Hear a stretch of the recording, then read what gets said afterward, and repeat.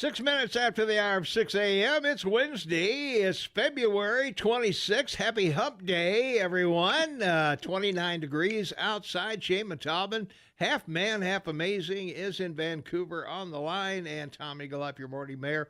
This is the KMMS Morning Soapbox, brought to you by the Club Tavern and Grill. They're in the Best Western Grand Tree on North 7th, across from Walmart.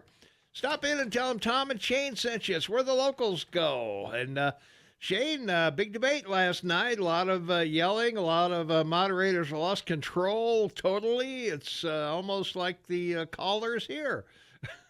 Well, I was reminded when I was like 4 years old in the sandbox with like 4 or 5 of my buddies. And remember how you used to play the hand pile game? Yeah. Everybody put their hands in and the bottom guy put it on top. Yeah. And the next guy put Yeah. not only was it like a kid's game in a sandbox, but when these guys were pulling the hand off the bottom, they'd slap someone and then put it back on top. Yeah. It was pretty funny. It really was, yeah. Well, there was something that happened in the debate last night, Shane, that you did not see. I bet you did not see it because you're in Canada. Yes, that's right. They didn't have a signer. Well, I'll tell you what they did, Shane. The first break. Yeah. The first break, the commercial break. Right. A Bloomberg commercial in the break. Oh, no, I saw that. How can you see it in Canada? Why is he buying stuff in Canada?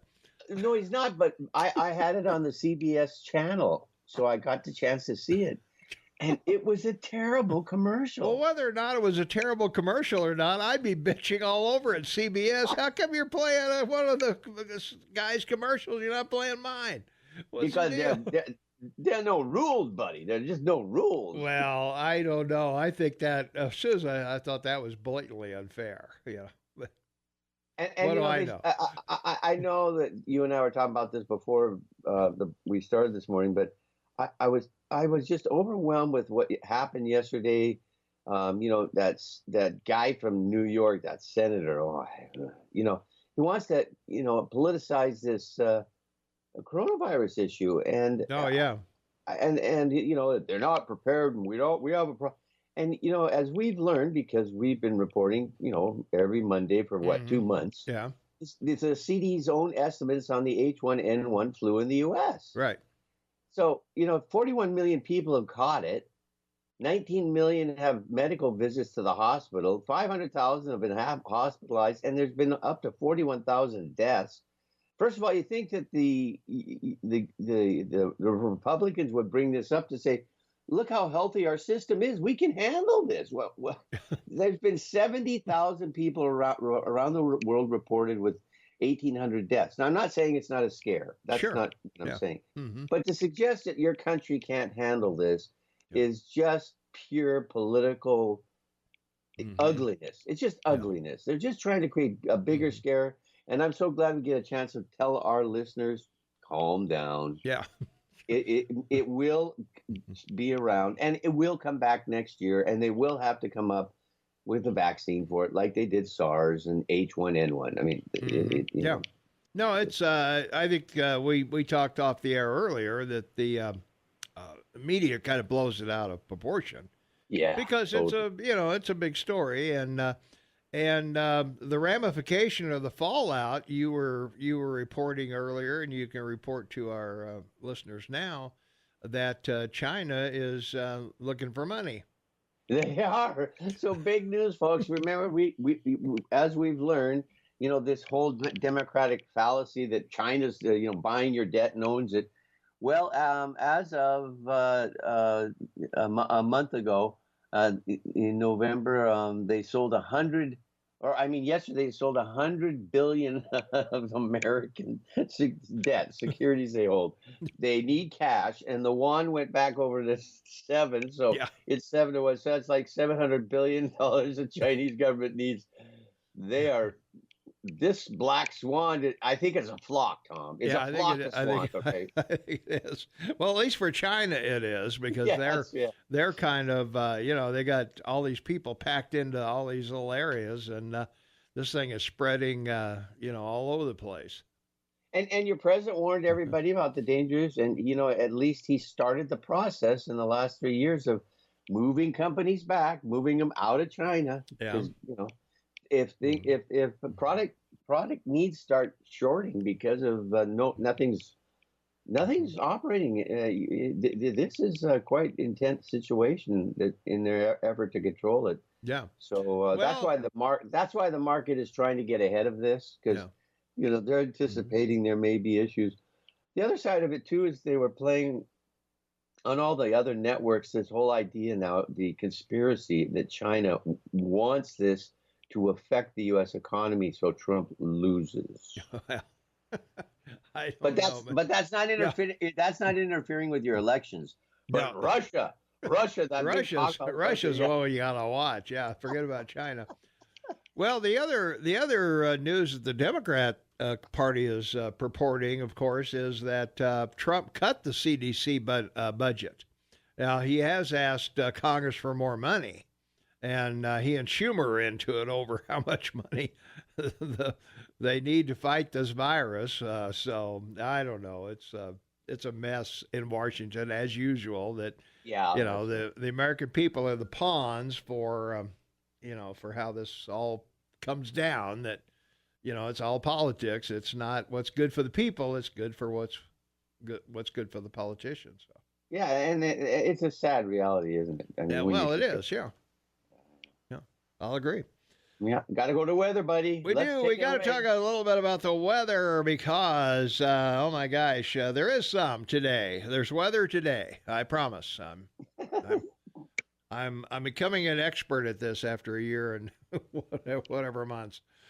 Chance of snow before 3 p.m. Then there may be a slight chance after that, but we're looking for partly sunny with a high near 41 today. Chance of precip 30%. New snow accumulation less than half an inch is possible.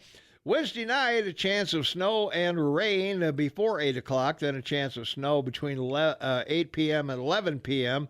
And again, gradual clearing, a low around 24.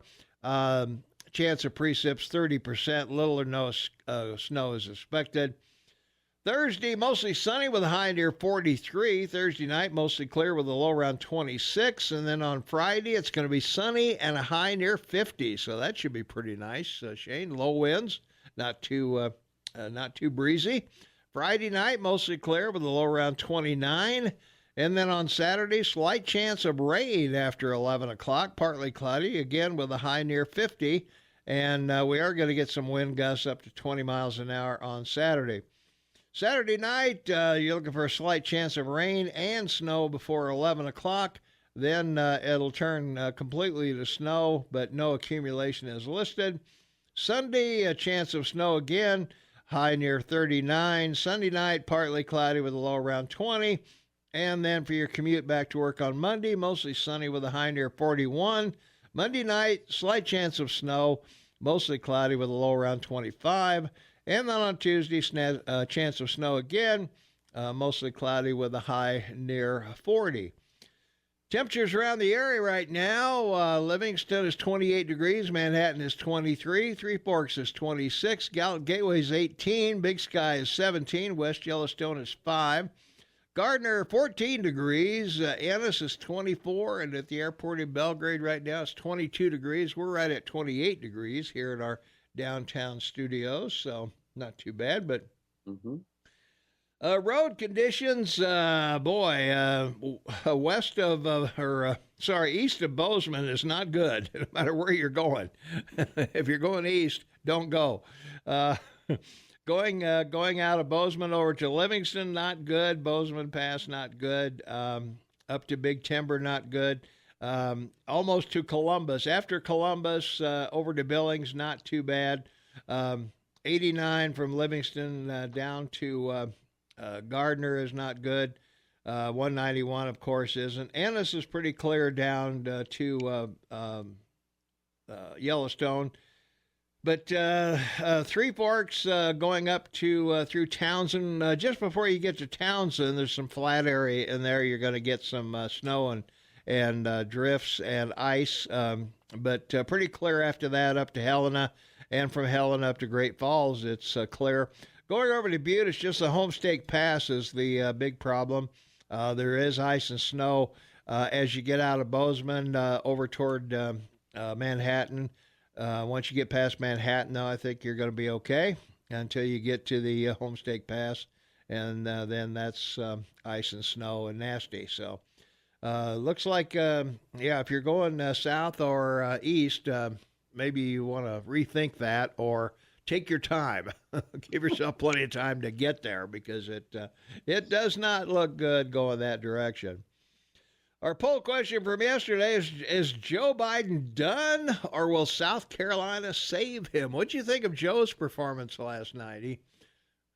Well, other than 150 million people died from gun deaths. I know. I heard that. I had no idea half the population died from gun deaths. But, it's not even laughable, Tom, because as we've learned by looking at the Brady bill and the other bills that exist, all the things they're talking about with regards to gun safety and gun laws and we every Monday or monthly we report the NIS from the FBI registry and gun checks. I mean, this stuff all exists. They're talking about stuff that's already laws. They're going to make a background check that's going to be background way back. They're going to go back to pre-birth.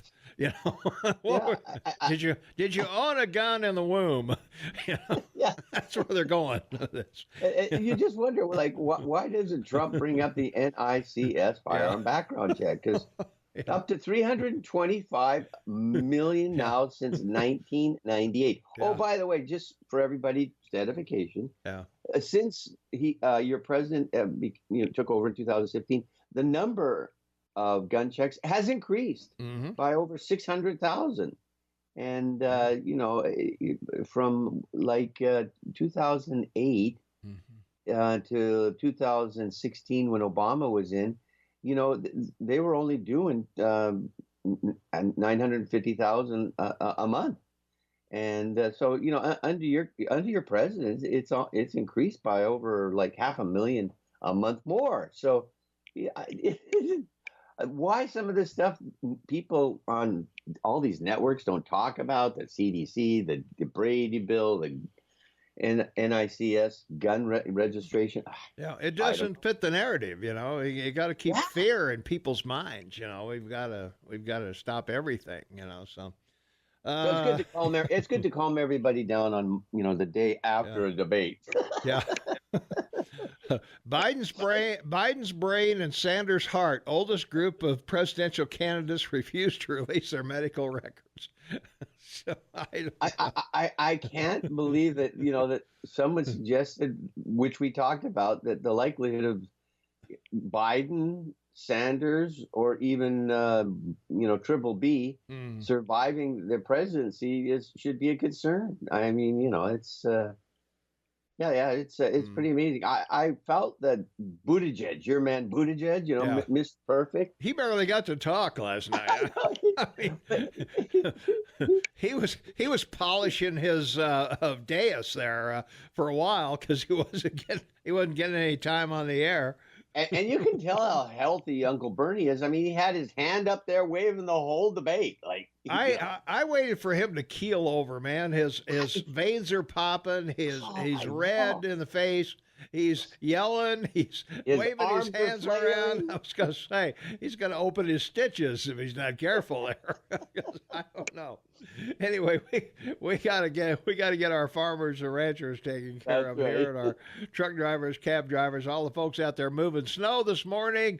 And the side streets, city's working hard on moving the snow off the side streets. So hopefully we'll get some warm weather coming up this weekend. That'll take care of a lot of this snow, and hopefully the streets will be good. And hey, it'll be safe to wash your car again. That's right. So we'll see. All right. We'll be right back. Here's your Montana news in agriculture. 26 minutes after the hour, it is, it's hump day.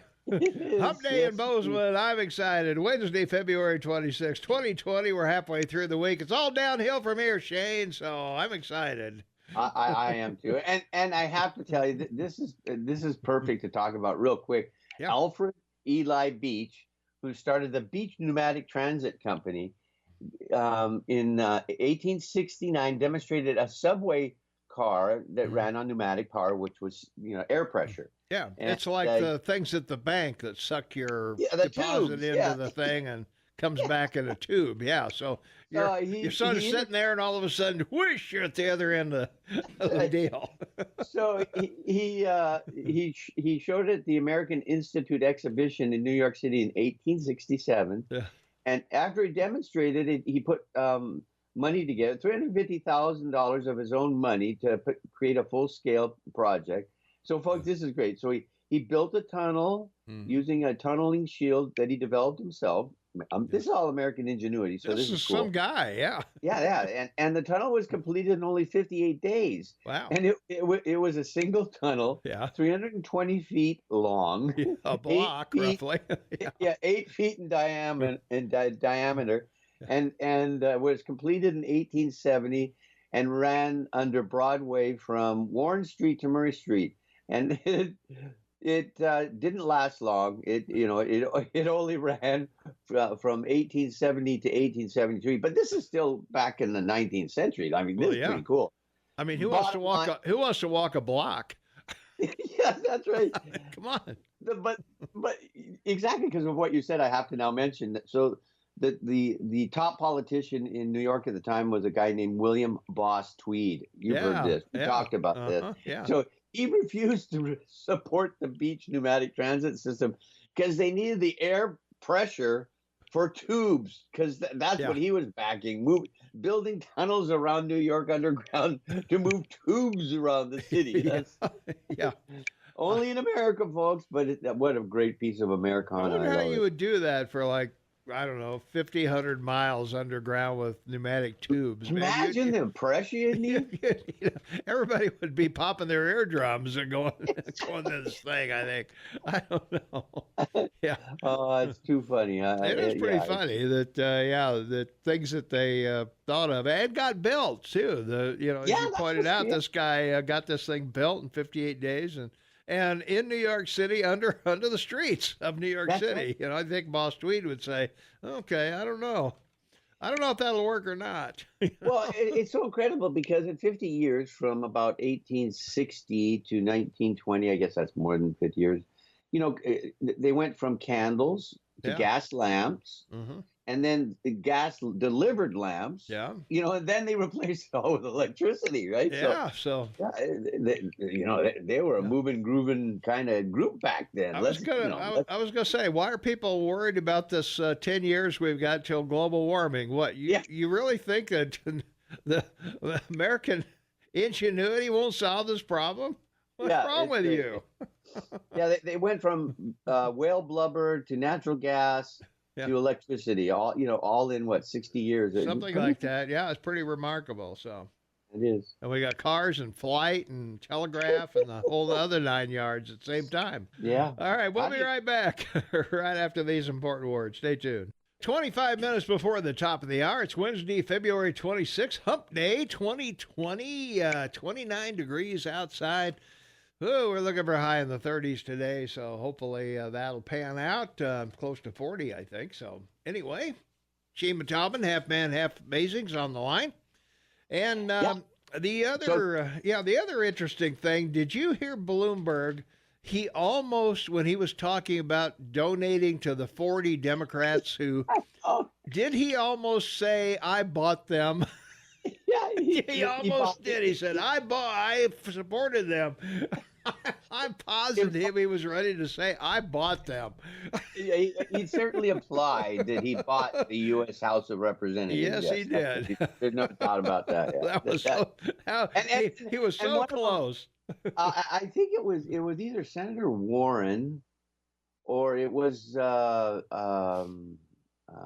Klobuchar? Uncle Bern. Neither of them knew how big your debt was. They said it was $21 trillion. That's what Bloomberg said. Yeah, Bloomberg said. No, or was it Steyer? I can't remember. Somebody did, but they got it wrong. They were about $2 trillion short on what the debt was. So that's why I keep saying these people don't care about the debt. They don't even know how much it is, and all they want to do is add to it with all these programs they want to put out.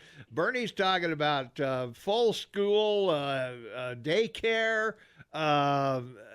Teachers making 60 grand or 80 grand or whatever he said. And, this is no problem, folks. We can afford all of this. No sweat. And nobody looked at Bloomberg and mentioned, the budget for the education in New York City, which we've learned is $32 billion. And nobody brought it up, right? Mm-hmm. It's like, yeah. How much money do you need? That's right. Yeah. Nobody knows how much any of this crap is going to cost. I don't see any way that any of it's going to get through any Congress, even if it's a super majority Congress. I don't think everybody's going to vote for all this stuff. Yeah, and then Biden apologized for being raised in a Catholic school, and that's why he's a gentleman. And he stopped talking when he was. Then like half an hour into it, he goes, well, I'm just going to jump in because everybody else is talking more than they should. Like, what's going on? Yeah. Well, he asked himself, why did I stop talking? I think he just forgot what he was going to say. What I don't understand, and as a producer, you'll have an opinion on this. I think they should have their mics turned off. Well, yeah, I think if you're going to call on somebody, cut everybody else. And that's.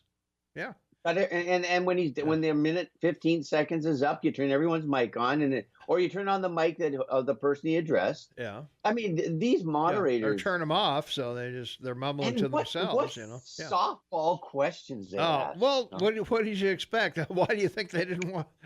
None of these are on Fox. Why do you? Could you believe that the CBS moderators asked them the following question: would you move the U.S. Embassy? Yeah, out of Jerusalem, and really? Yeah. Is that the American people really care what they're going to do with that? And I think that's for Bernie to test his Jewishness. That's right. Well, I think they should have had like a little mini cabbage truck running around the stage behind them, so they could jump on and fall off. Yeah, right? Jump on and fall off. Yeah. Yeah, they kept falling off a cabbage truck all night long. It's sad, Tom. It was sad. That these are the 7 Democrats of all the Democrats in your country that feel they're eligible to be president. I don't see any one of them beating Trump. I could be obviously wrong, but I just don't see Well, that. we still have a long way to go, and the clouds will be a lot clearer, I think, after Super Tuesday, March 3rd, as to who's still standing and who's not. And you need 1,991 delegates, and they've picked 106 so far. So like 2.5%. Well, they've only had four primaries. Come on. I know. Well, that's not funny. I mean, they only had 4 primaries. You're talking your bobblehead talkers, on TV. It's all over. It's all over. Well, this is the first time at this point we've had 6 candidates still in the running.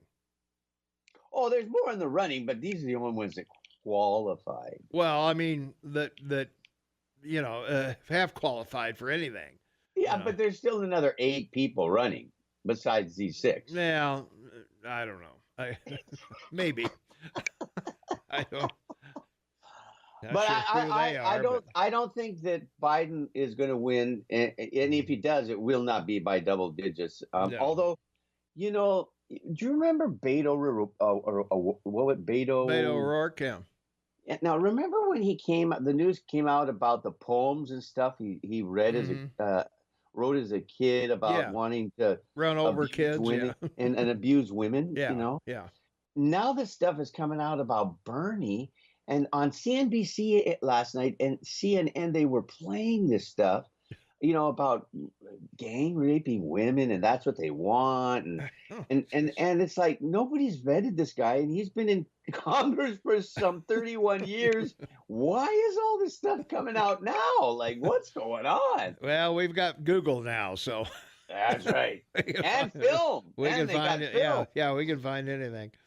From our text line, 478-8298, Cornelius Vanderbilt, John D. Rockefeller, Andrew Carnegie, J.P. Morgan, Henry Ford were men who built empires and created advances in technology that made this country.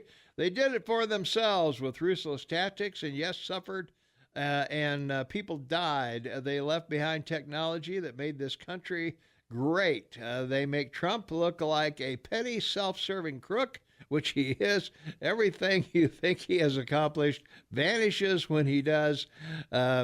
Everybody is going to be covered, and the government is going to pay for it. Wait, that's not Bernie quote. Donald Trump said that, and his term's not up yet. So, Well, and the other thing that I found really, really offensive as a Canadian was this whole racial thing that they started talking about once again.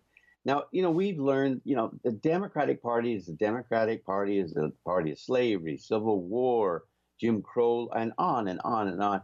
And here they are, white people, standing on privileged white people. Because, your man Beto, he's the only one who's not a millionaire. He's only worth 50 grand. Yeah. But I mean, and you mean Buttigieg, not Beto. I mean Buttigieg. Buttigieg. Yeah. I'm getting excited. I realize that. Yeah. No, but I don't want people who didn't watch the debate think Beto's still in there. Yeah, that's right. I know, you're rightfully so.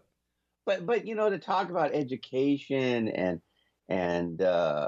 housing and all these things that the Democrats have done nothing to do to help African Americans, and keep promising still they will. Wow. It was very sad to see for me. It's sad. Yeah. All right, we got to take a really short break. It's only 1 minute, and we'll be right back right after this. Hang on. 15 minutes before the top of the hour. It's Wednesday, February 26, 2020, 29 degrees outside. Shane Matauban, half man, half amazing, on the line with me. And from our text line, Shane, who's the socialist? Well, you can't even call Bernie a socialist anymore. After what he had to say last night, he's become a full-fledged Marxist. I mean, he is. He's just a full-fledged Marxist, which is even scarier. Excuse me. Well, that would certainly be true. So, boy, I don't know. It was. I wonder where this one will be rated. Last week was the highest rated Democrat debate of all time, yes. And I'm wondering if this one, with Steyer added in there, is going to top that or not. Well, I just don't understand why billions of colored people. Brown and black people, that's what they're now calling them. People of color, not colored people, but people of color. People of color, excuse me. Thank you for correcting me. That's all right. They want to come to your country, and yet all you heard last night from all 7 of these people is what a racist, terrible place your country is for, people of color. And so... look who they were talking to in South Carolina. Come on, I mean that's what if you're talking to Ben and Jerry's, it's I like chocolate ice cream a lot. That's right. Yeah. Come on, no vanilla for me. Okay. Yeah. All right. What can I say? You're right, but I mean they are pandering to they're blatantly pandering to a base of a particular group of people, not South Carolinians. That's right. And the other really discouraging thing was when they were questioning about other global issues, including the coronavirus. First of all, they didn't know what they're talking about. Like one guy accused the president of firing a gentleman from the CDC. Which just isn't true. And then they complained about the budget. The budget for in 18 for the CDC was $11 million. And I can go over the budget from 19 and tell you, because I looked it up, before a show. That's what I do. And I give you the breakdown of the budget from last year, and all the things they were complaining about are all covered. Mm-hmm. And it's very disconcerting that these are the best people who brag about being in the Senate and all this, and they don't really know what they're talking about. It's Yeah. You mean? Well, that's what you do. When you can't work, you run for public. Well, I shouldn't say that. We got two politicians coming in today. Oh, which is a good segue now. But that's a tease, folks, because we're going to an ad and we're coming back to talk about local stuff Yeah. from the mayor himself. That's right. Well, we're gonna take a phone call first, and then we're gonna take a break. Caller, you on the air? What's going on? Hey, good morning, guys. Hey. This is Kevin. Hey, I didn't watch any of the debates so far. I didn't watch the one last night. So evidently, I just turned the radio on the way to work. So they were talking about some people who want to immigrate here, and I'm gathering that from your conversation. And so they want to come from how many different countries? That doesn't matter. But can we trade some of those people for some of our left-wing lunatic, liberal, dumb, whatever? I'm sure we can. Can we make a trade? Yeah, we trade hostages all the time. I mean, why not? Well, he's got you've got a good idea because, Trump, got rid of 2 regulations for any new one made. So maybe that's a good idea for every new illegal or legal immigrant to get rid of 2 liberals. Yeah, exactly. And so I heard you reading some of the text. Yeah. I think. Yeah. That was right when I turned the radio on, and I guess the left-wing lunatic, lying fringe weirdos, whatever you want to call them, they need to be reminded again. And I'll try to call in every week and remind them. Okay. But there's new rules. We win. You lose. Yeah. Bye-bye. Bye-bye. Okay. Hey, thanks for the call. All right. Real quick from our app chat line, I personally would be very disappointed and mad if someone takes the U.S. Embassy out of Jerusalem. And from Bozeman, they all look like a bunch of grade school kids holding up their hands. And it's a shame when we finally get the best president ever, we still have complainers who cannot seem to see it. Hopefully, history will remember Trump as the best of all presidents, and tough too, since he has withstood what most of us could not. Thanks, Mr. President Trump. So there you go. Yeah, pretty nice. Yeah. All right. So we've got to take a short break here. Again, it's just a 2-minute or 1-minute break. So we'll be right back right after this. Hang on.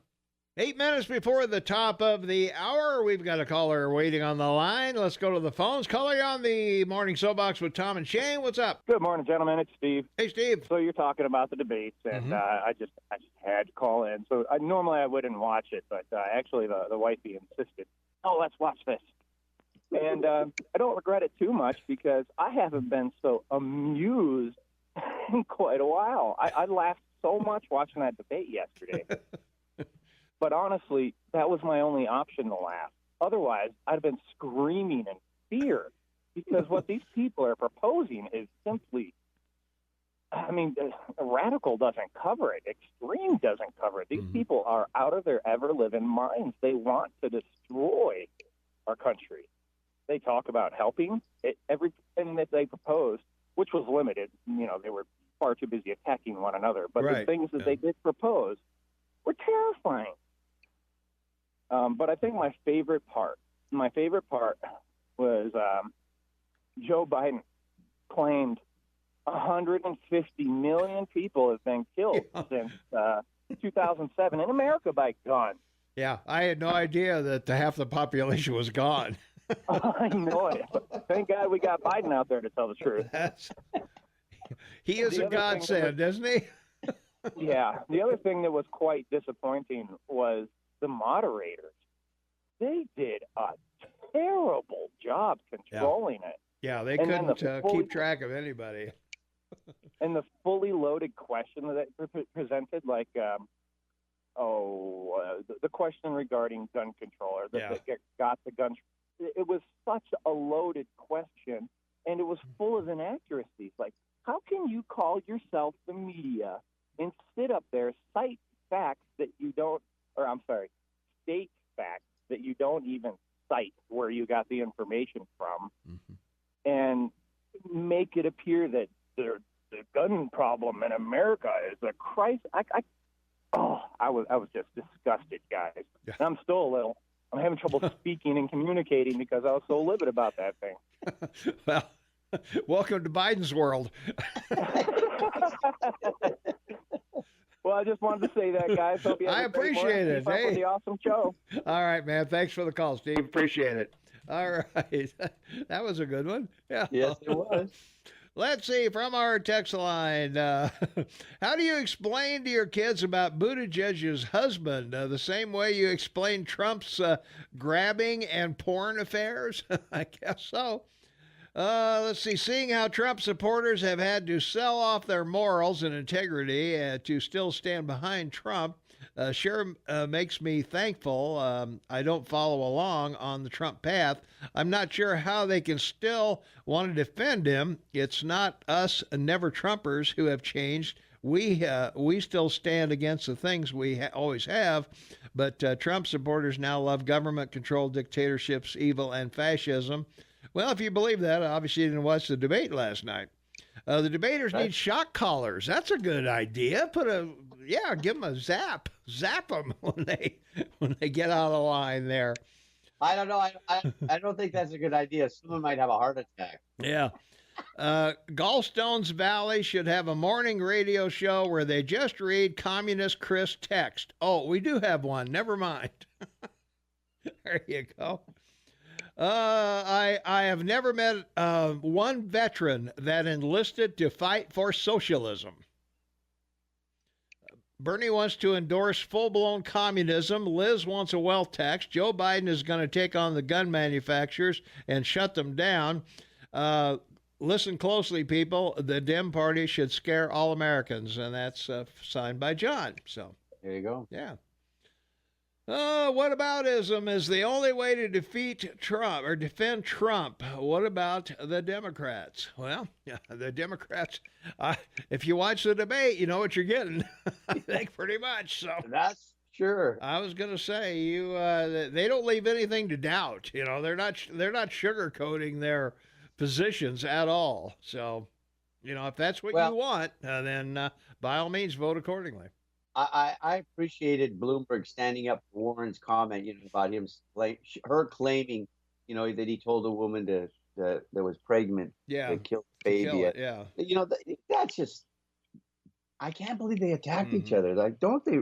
Where are these? Like, did any of these people take, debating 101? Yeah. Well, Liz wants the VP spot. Wouldn't you love to see her and Bernie together? Wow, Yeah. that would be a genetic pool we don't want to reproduce. Yeah, well, she'd end up being president by default because they brought up his health issues last night again, and he's in denial. Yeah. Yeah. Anybody on the left preaching about morals is laughable from our text line. Mm-hmm. And let's see, instead of what about the Democrats, how about holding Trump to a higher standard? No, cults see him as perfect. Well, we certainly don't see Trump as perfect in any way, but we see his results, and that's exactly what a president's supposed to do, is produce results, and you can't argue with the results. That's correct. And the biggest question in politics in your country today is the one that the great Ronald Reagan put forward. Are you better off than you were 4 years ago? Well, 61% of the American public in all the polls, everyone that's been done, 61% they're better off than 4 years ago. So unless this coronavirus takes down China and causes a recession, which hopefully won't. That's the biggest problem that Trump and his economic team has to deal with. Right.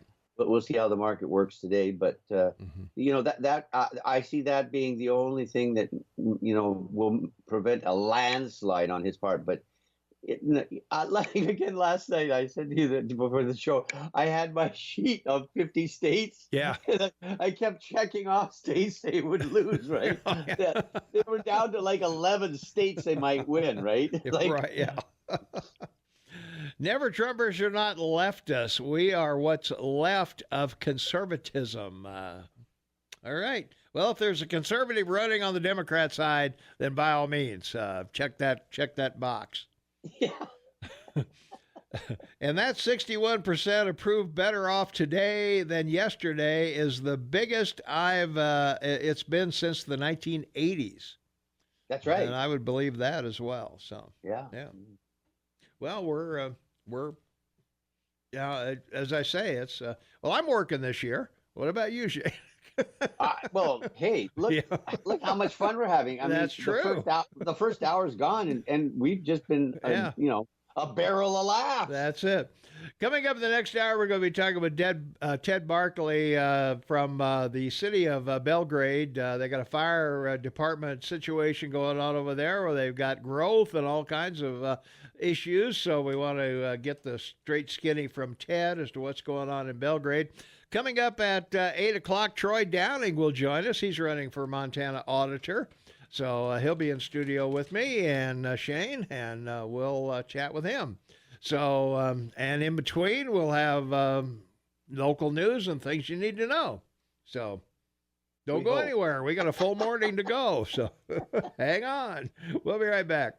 6 minutes after the hour of 7 o'clock, Wednesday, February 26th, Ted Barkley joins us. He is the city manager of Belgrade. And welcome, Ted. Glad to have you in the house. Well, thank you, Tom. It's a pleasure to be here. Yeah.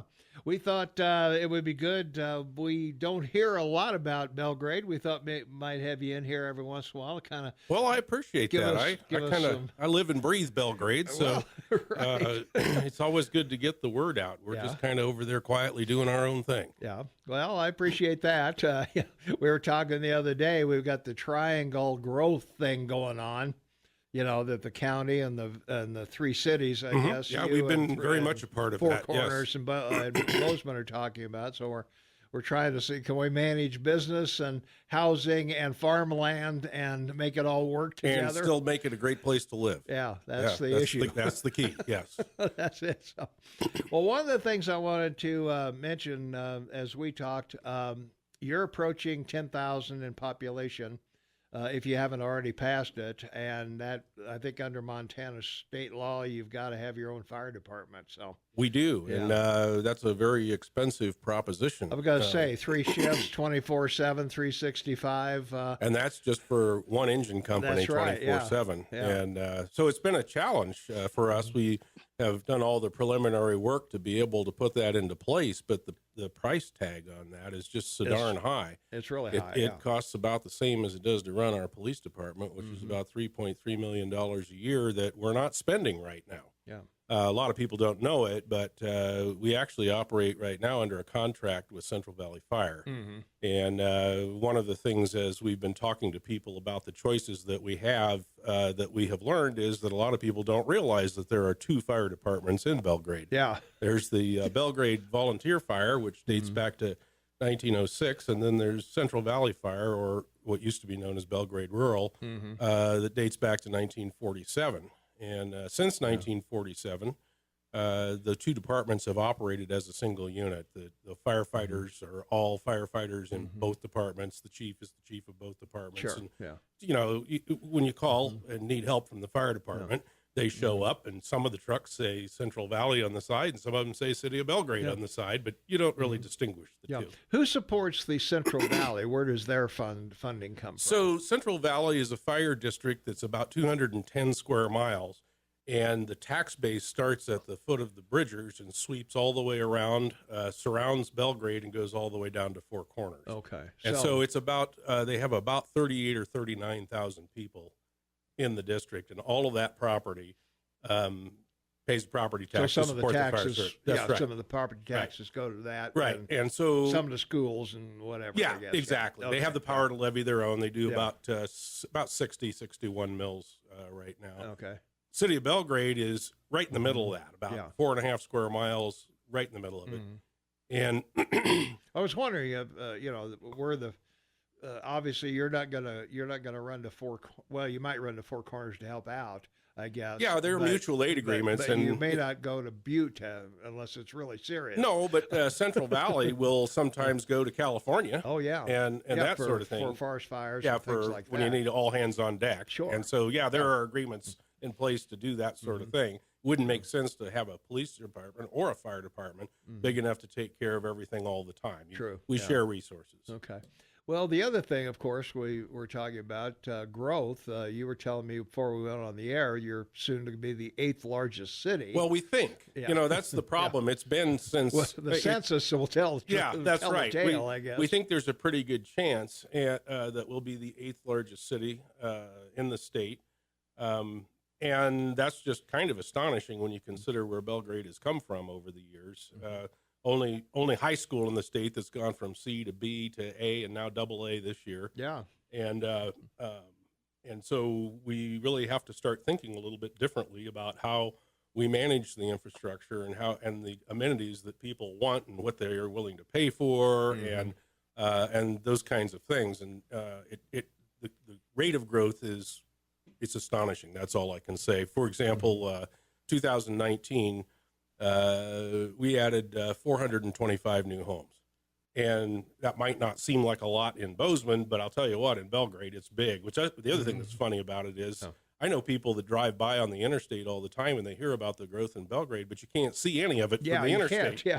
You got to get off and go a little bit north. Yeah. But there are huge subdivisions on the north side of town that simply weren't there 3 or 4 years ago. Yeah.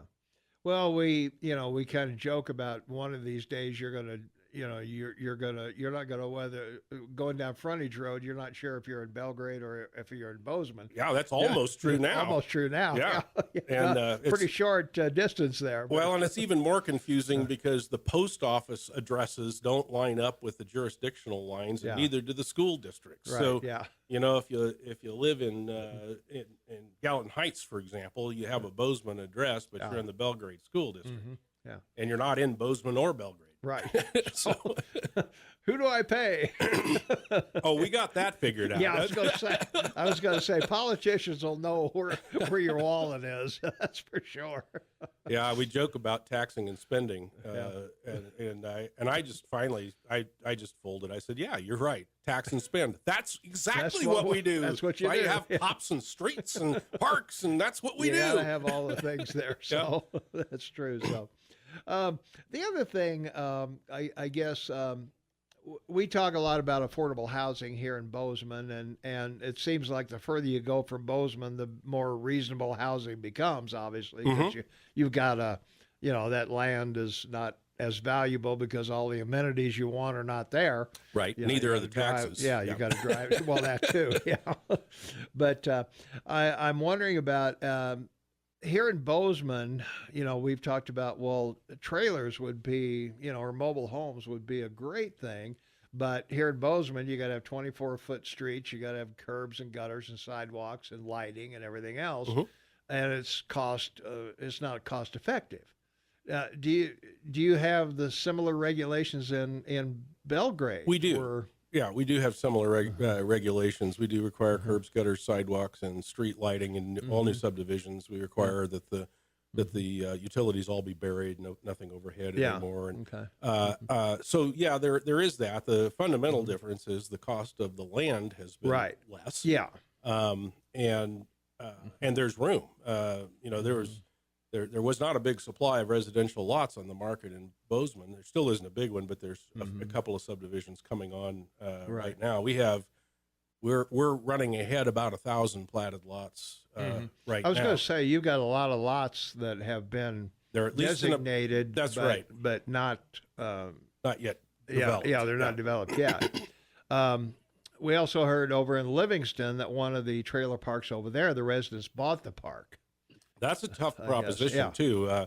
Trailer parks generally are very highly valued because their cash flow is so big. Yeah. And, there's several ways to value a business, but one of them is their cash flow, and trailer parks are tremendous in that respect. Yeah. So it's very challenging to try and buy them for some other purpose. I think it's fabulous that the residents figured out a way to take control of their own destiny and and buy the park. Yeah. But it's rare that But I'm happens. just thinking as you just mentioned, the property tax flow from these would be pretty lucrative to Belgrade if you relax those regulations a little bit. And well, trailers are not taxed the same way that well, a no, they're stick-built not. house. Yeah, They're, and that's one of the challenges from a public policy standpoint is the revenue from a trailer park is usually not enough to actually cover the expenses. It's easy to do with utilities because those are paid by the tenant. they're paid by the tenant, and they're paid based on exactly what the cost is. Right. So you do these studies, and it shows you that it costs you this much money to serve this particular type of customer, and then you set the rates accordingly. Yeah. Property tax is a little slipperier than that. You can't. It doesn't. It's not a 1-to-1 ratio. Certain classes of property pay more than their share. Some pay less. Yeah. Does Belgrade have an affordable plan of some kind? Are you here in Bozeman, I think our city commission wants everybody to have a single family detached home with a picket fence and 2 dogs and pickup on truck a big and yard, a but not too snowmobile. big a yard. Yeah. We don't want it too big because that's global warming and we can't have that. So, but I mean they're kind of resistant to condos and things like that, or apartment buildings or whatever, but. So we're not quite big enough to have a housing department or a housing, a specific housing plan, except that. You have a growth plan. We do have a growth plan in place, and we do encourage compact growth. We have a lot of fourplexes. Many of them are condominiumized or townhouses, which means people can own them separately. Sure. But they're built together to conserve land and keep costs down. Right. I mean, that's the one variable you can really get a handle on. We do have impact fees, though, and part of the reason we do that is that we don't want to have the existing residents stuck paying for increased capacity in our water and sewer, for example. The council's philosophy is the growth should pay for that. Yeah. Once you're in the system, you got an equal share, but you got to buy your way in by paying a fee that is established to offset the cost of additional sewer capacity or additional water capacity, right? Or something like that. So one of the things that we do, though, is we try to keep our taxes low compared to the market, and we also have I think a very reasonable regulatory environment. We have some flexibility that maybe some other places don't. Okay. We've got to take just a short break. If you're just joining us, we're talking with Ted Barkley, the city manager of Belgrade. And when we come back, I want to touch a little bit on water and sewer, because that's a challenge with the growth that you're having, obviously, and what the plans down the road for that are. So we'll cover that right after this. So Shane and Tom and Ted will be back right after these important words. Stay tuned. And we're back, and we're talking with Ted Barkley, who is the city manager of Belgrade. Shane, do you have any thoughts on Belgrade? You've lived here. No, I was just going to inquire. Under your rules or guidelines for property tax, is there a specific designation given to properties with a home on it that you can tax for school, property tax? Like you were talking about trailers. I don't see how you could, like you were saying, I don't see how you could tax a trailer for property tax if it's on a property. I mean, the owner of the trailer park, I assume, would pay property tax, right, for schools, but I'm just curious about individual people living in trailers.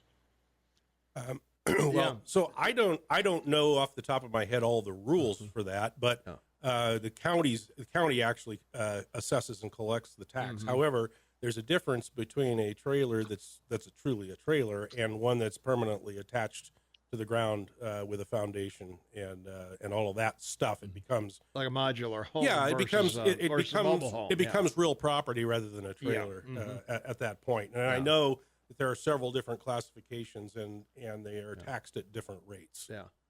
But I mean, if you're subject to paying property tax at all, you pay some to the state, you pay some to the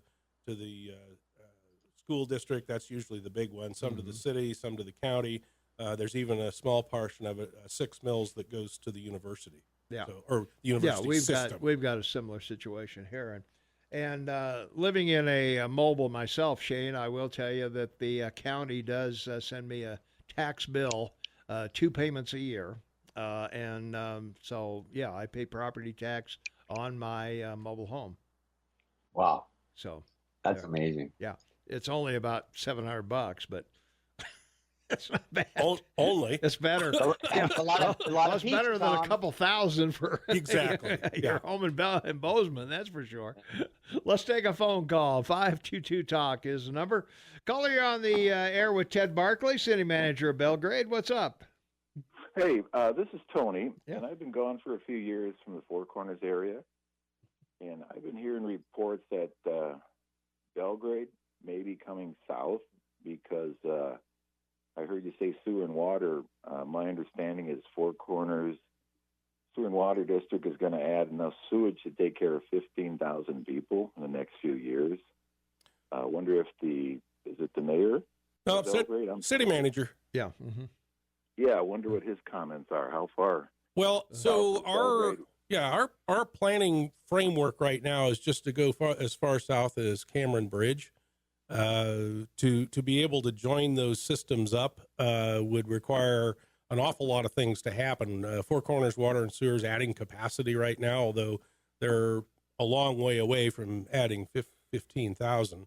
The process is a long one. I know they've got some capacity that's coming available about right now, and I expect that will probably drive some development down there.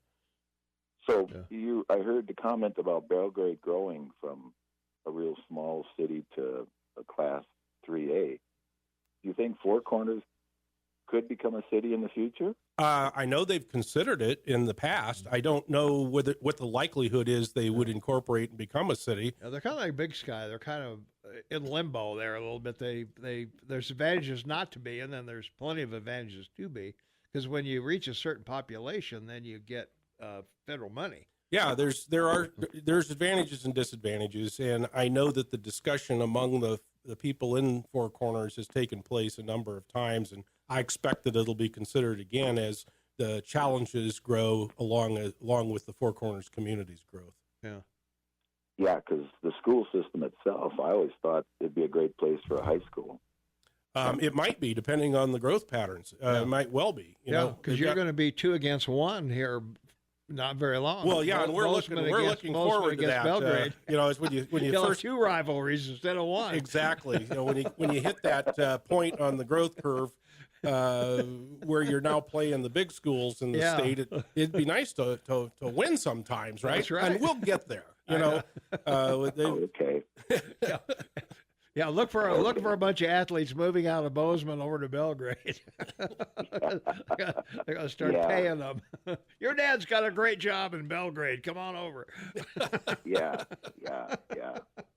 Well, thank you. All right. Hey, thanks for the call. We wanted to get back to the fire situation a little bit. We were talking earlier, if you're just joining us, about Belgrade. When it reaches a certain population, they got to fund their own fire department. And right now you're sharing it with the Central Fire District and a volunteer group. Ours is volunteer. Central Valley is combination volunteer and full-time professional. They actually have 3 engine companies on.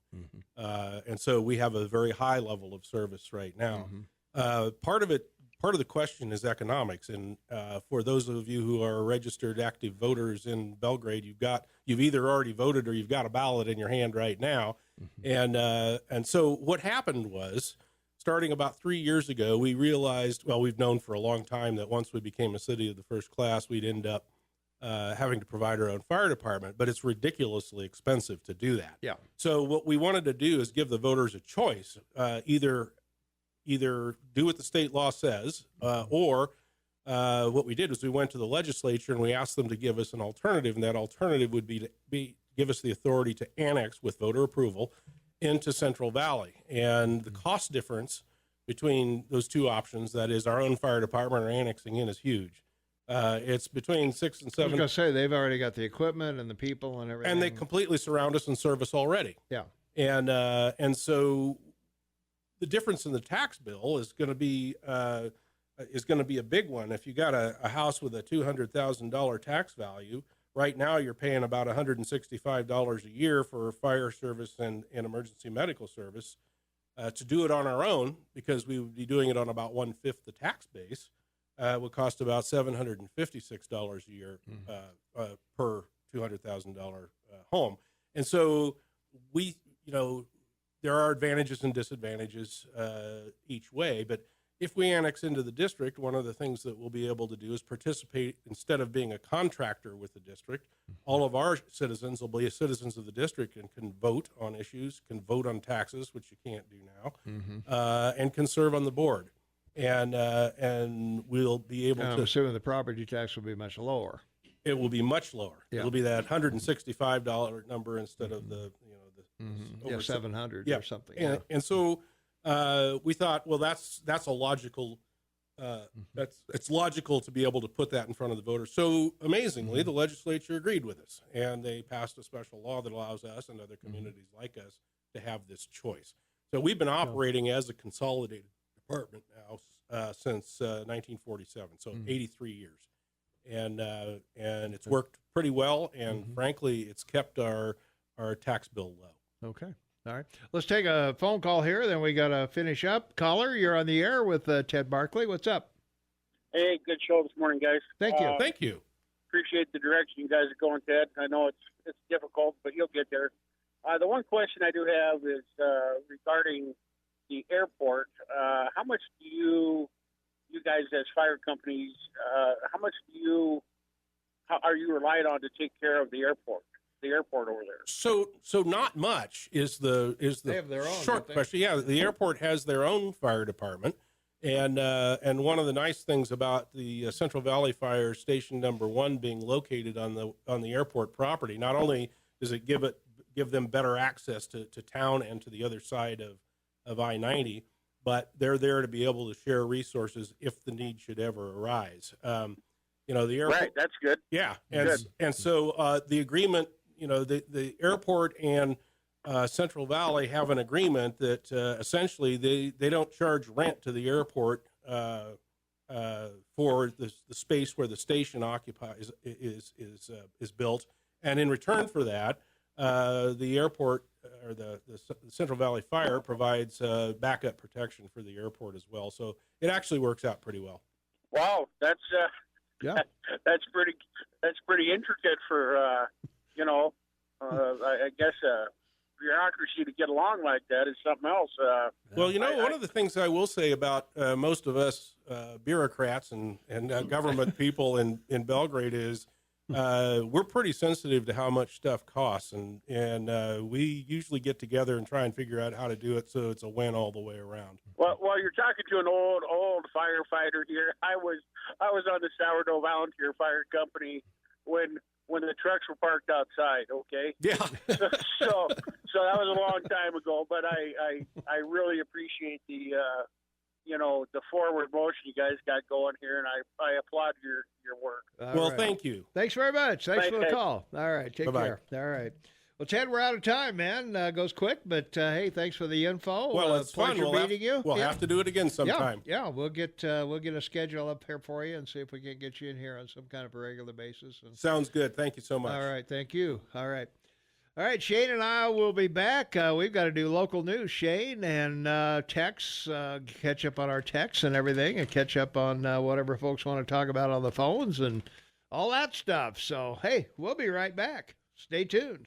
24 minutes for the top of the hour, and we've got a caller patiently waiting on the phone. Let's go to the phones. Caller, you're on the Morning Soapbox with Tom and Shane. What's up? Good morning, Tom and Shane of the award-winning show. Yes, we are. The award winner. I got the awards on the wall as we speak. I was just discussing with Shane. I think the candidates at the debate, I think they put more holes in their carcasses this time.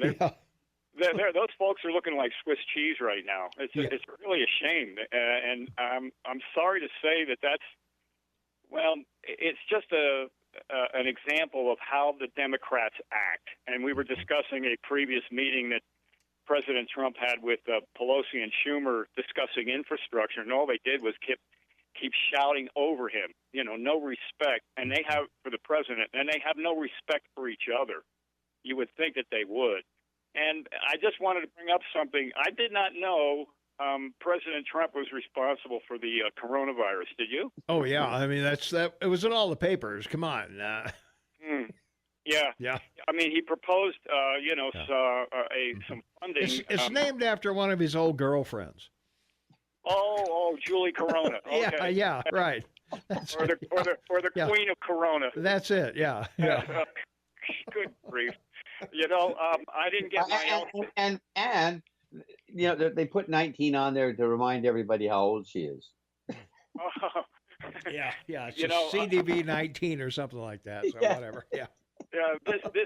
This year I didn't get my elk, and boy, I'm telling you, that President Trump just got in the way of everything. I know.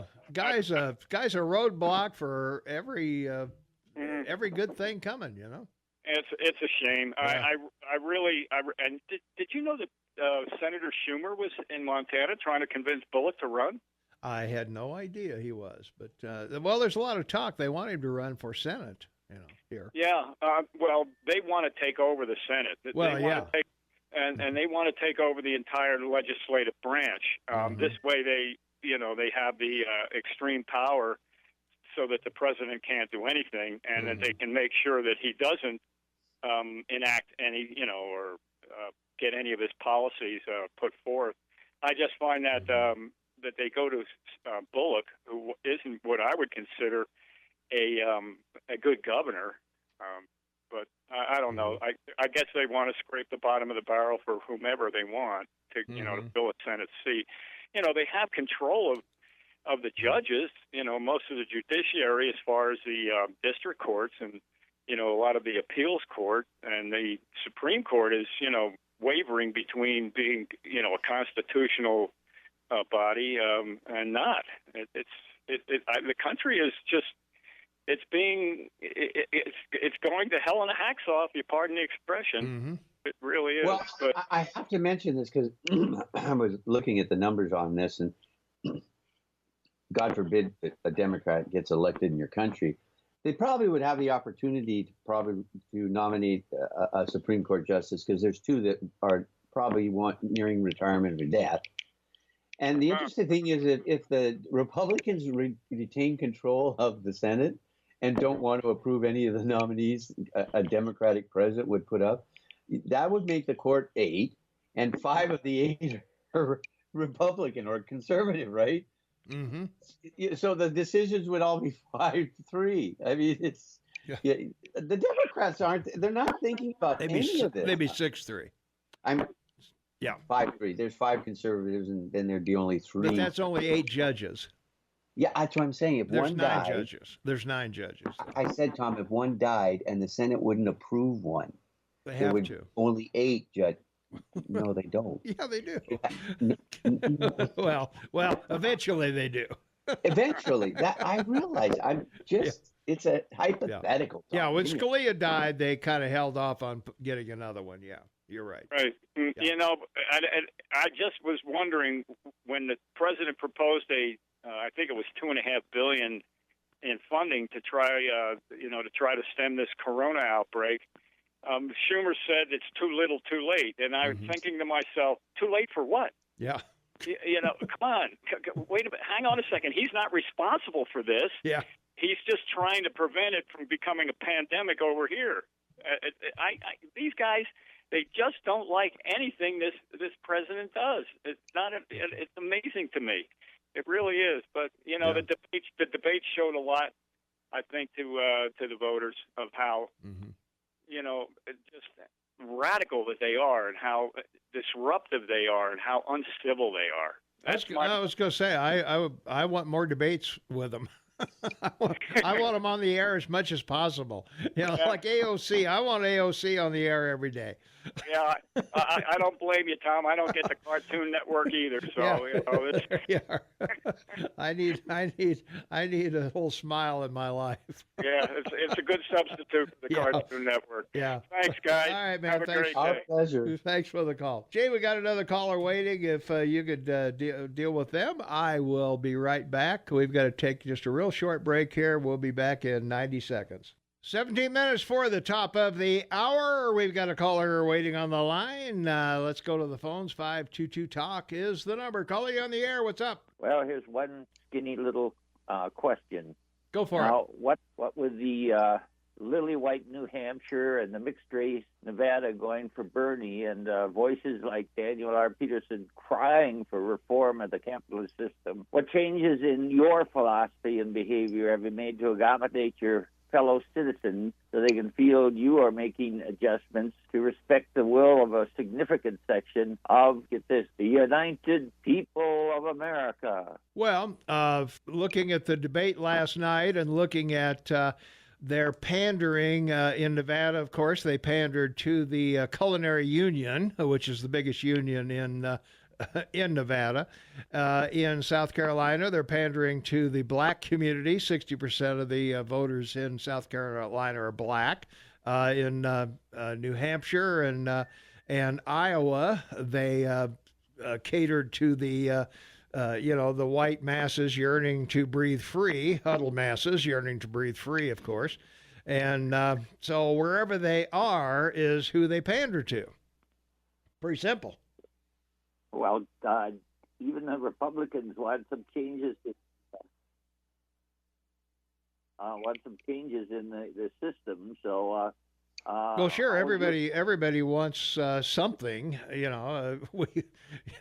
got 126 poverty programs. Do you see poverty getting any better in the United States? We got people sleeping out on the streets of most major cities. Are those 126 poverty programs helping anyone? Should we maybe call those a failure and try something else? Well, they help the administrators of it. Well, yeah, they do that. That's for sure. Well, college students looking for a job, so they Yeah. coordinate poverty systems. Well, that's what's right. wrong with that? Yeah, they have jobs going out there picking up needles and cleaning the streets, spraying all the stuff off the streets. Yeah. Now, we're going to have to find different kinds of jobs. That's another adjustment we're going to have to make. Absolutely. There's a lot of computer stuff going on. Robots are going to be the thing of the future. And, we have ways of making money now that we didn't have 10 years ago. So. And trade schools need to come back. Trade schools, yeah. Still got to have somebody use a nail gun or a skill saw. That's for sure. Right. And more people are making more things with, or fewer people are making more things with the same amount of. Yeah, farmers are doing much better. They're getting more out of an acre than they ever have before, and we're progressing quite nicely. Yeah, are we progressing so we don't turn everybody in the cogs of the wheel, wage slaves, as we called them when I was a hippie? You make an agreement with an employer as to how much you want to work for. If you're working for less than you're worth, then that's on you, not on your employer. Well, and we're wondering why the elite employers should be breathtakingly rich. One of the Democrats said the 1% have had their turn of getting breathtakingly rich. How about the next few years?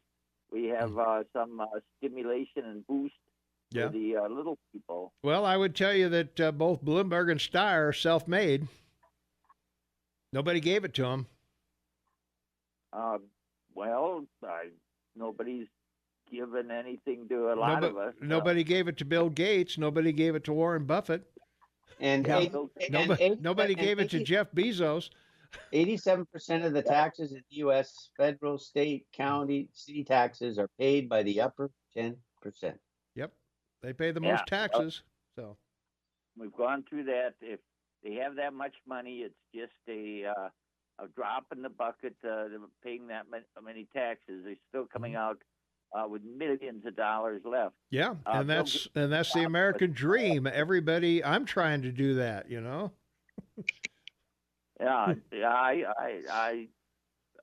Bill Gates played a lot of hardball once he got started. He got sucked into the system, but his dad was a trial lawyer, so he came from a reasonably middle-class family. Yeah, went to school and dropped out. Yeah, and his mother was a banker. But thanks, Daniel. It was great. You got a question for us today. We really appreciate it. That was good. Thanks a lot. We got a caller comment, so let's move on. Yeah, let's go to the calls. Caller, you're on the air. What's up? So I didn't get to see very much of the debate last night, but I did catch some of the end.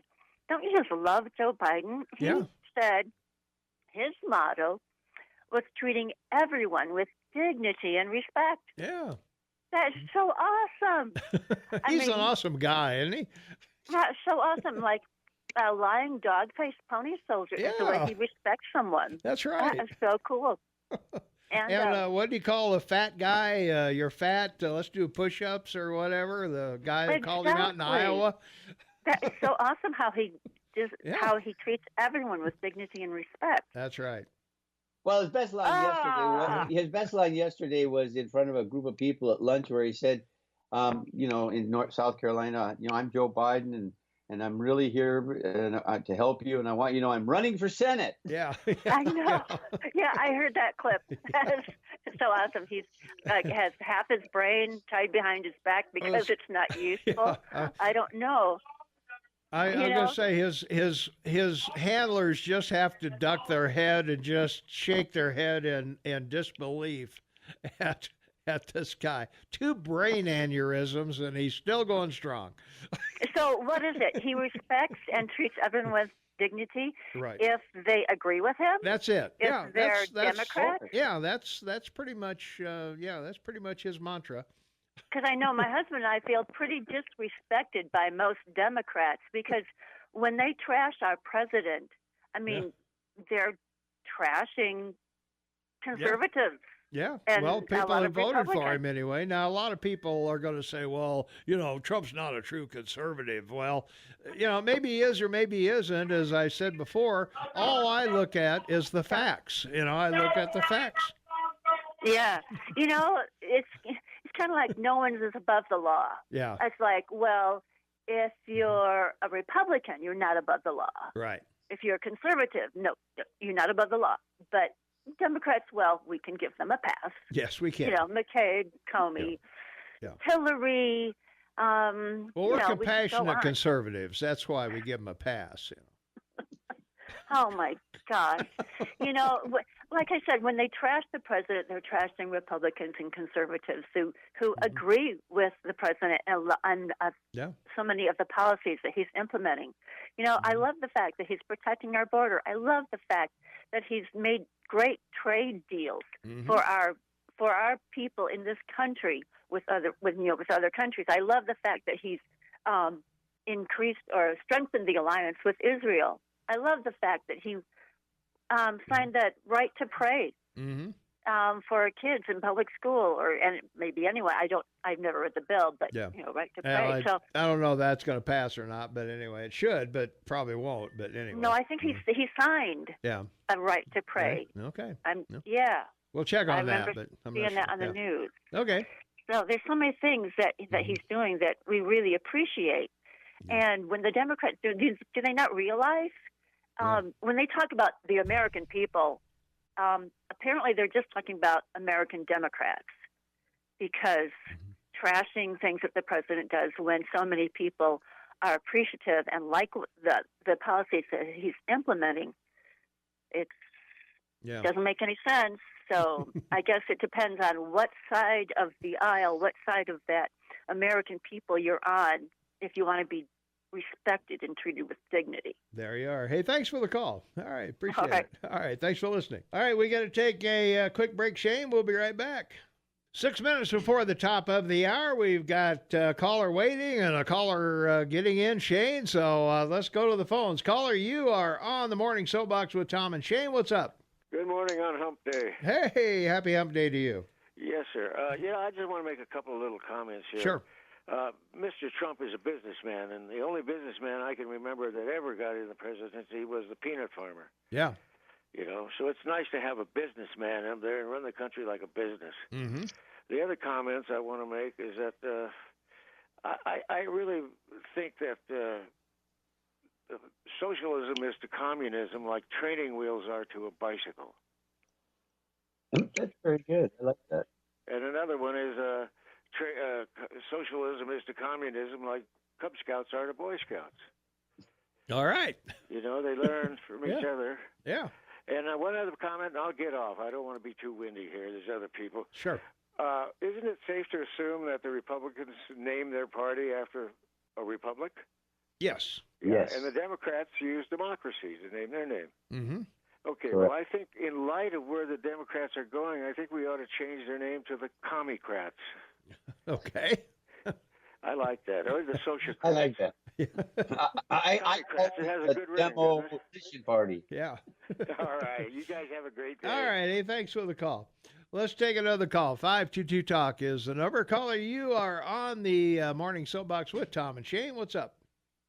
Yeah, I wasn't going to watch that last night, but I got sucked into it for a while, and then I went back and forth. But good thing that could have been used for last night, that debate, is if Rolaids would have been on top of it, they could have done ads every 5 minutes, and people could have went and took Rolaids after listening to that thing. So that's my comment for today. All right, man. Thanks a lot. Yeah. That's a good idea. Like, remember the battery rabbit? Yeah. Yeah. Yeah, they should add a Rolaids roll across the bottom of the street. That would have been good. That would have been good. Yeah. All right, let's take one more call. We got to take a break, and we've got Troy Downing coming in at 8 o'clock, so we'll be chatting with him. He's running for the city, or state auditor, I should say. So, caller, you on the air? What's up? I'm Vinny, this is, I'm surprised that they didn't promise free weed and booze to everybody. Well, they sort of promised free weed. All of them want to legalize marijuana. It was a dumpster fire.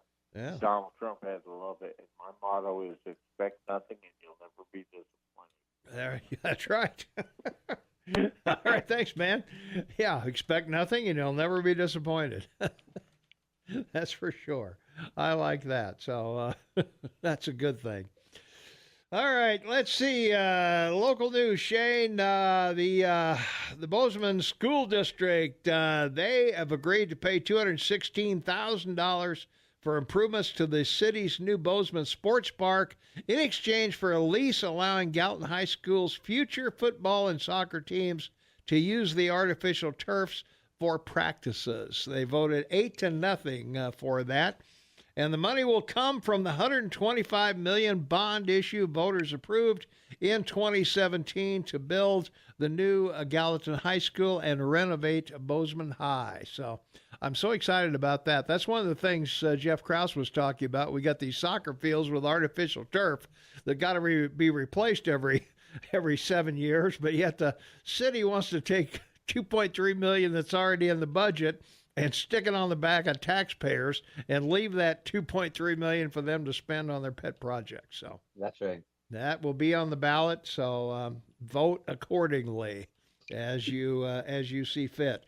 So did they have to approve to give rights to people to use the soccer fields? No, I don't think so. But isn't that what you said? They voted on that. Well, yeah, I guess there'll be a gate there, right, with a guard, some brown shirt that will either decide you're worthy of going in or not. Probably right. Well, in other news, the Bozeman wants to sell naming rights to the parks. The goal is to make sure city recreational spaces receive names that are consistent with the values and character of the area, according to the document the consumers approve. So if you're looking to trade a donation for naming rights for a city park, now you have the threshold to do that. So I think Tom and Shane Park would be a hit. I'll gladly propose $10 for that. What about FedEx or Yeah, some well, Montana yeah. mining company? Well, that's sure. Yeah, why not? We should probably go there. So, all right. All right, we got to go here. Troy Downing will join us coming up at the top of the hour. So we'll be talking with him. He's running for auditor. So we will find out what that is and what's going on. Yeah. All right. We'll be back. Stay tuned. Good morning. This is KMMS AM.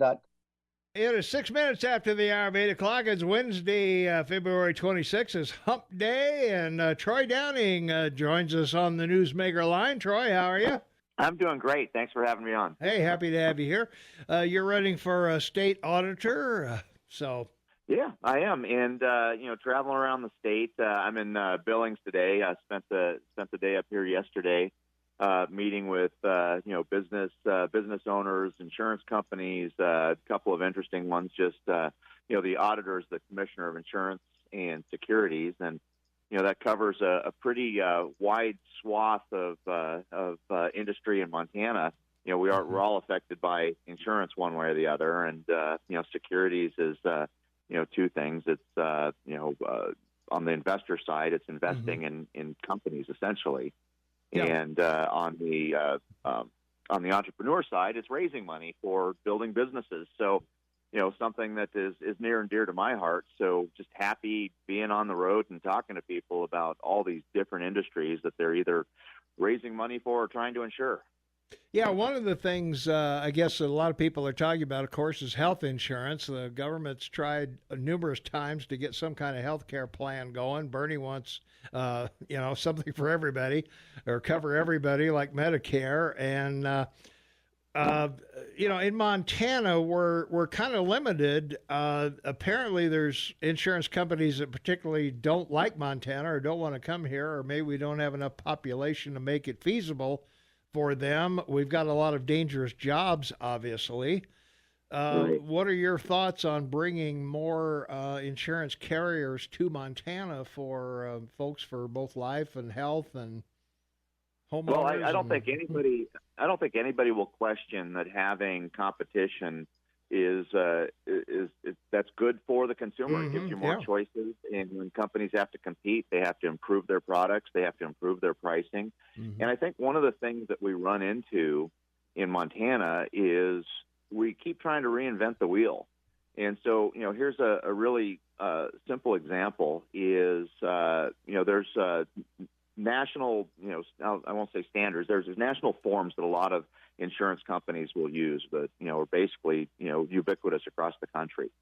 And they come into Montana, which is obviously, large geography, small population. So it's already, a small market that may, cause its own issues with doing business here. But then what we do is we change the rules here just enough so that company coming in has to hire another, compliance department or compliance, person or people, and they have to learn a new set of rules to do business in the state. And I think that what that does is that keeps our options down because we're not making it easy for other companies to come in and do business. We're making it more complicated, and I don't think there's any net advantage. And so that's one of the things that on a general level that I want to attack is making it more consistent so it's easier for other companies to come into the state. But something else that you mentioned, about obviously, health insurance is, a big part of what people are concerned and is really hitting them in the pocketbook. And, a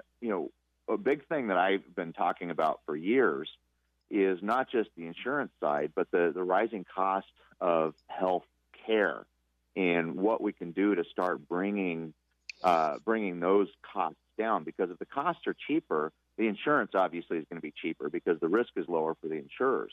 So let's start looking, like the low-hanging fruit is let's just start looking at simple things. I think that, transparency in all things government is something that we should strive for, and that's definitely something that you're going to see in my administration.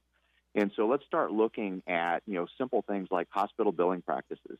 I think that having transparency in hospital billing practices will, shine a light. It's the one thing going to the hospital is the one thing that you can purchase where you're not sure what it's going to cost before you go there.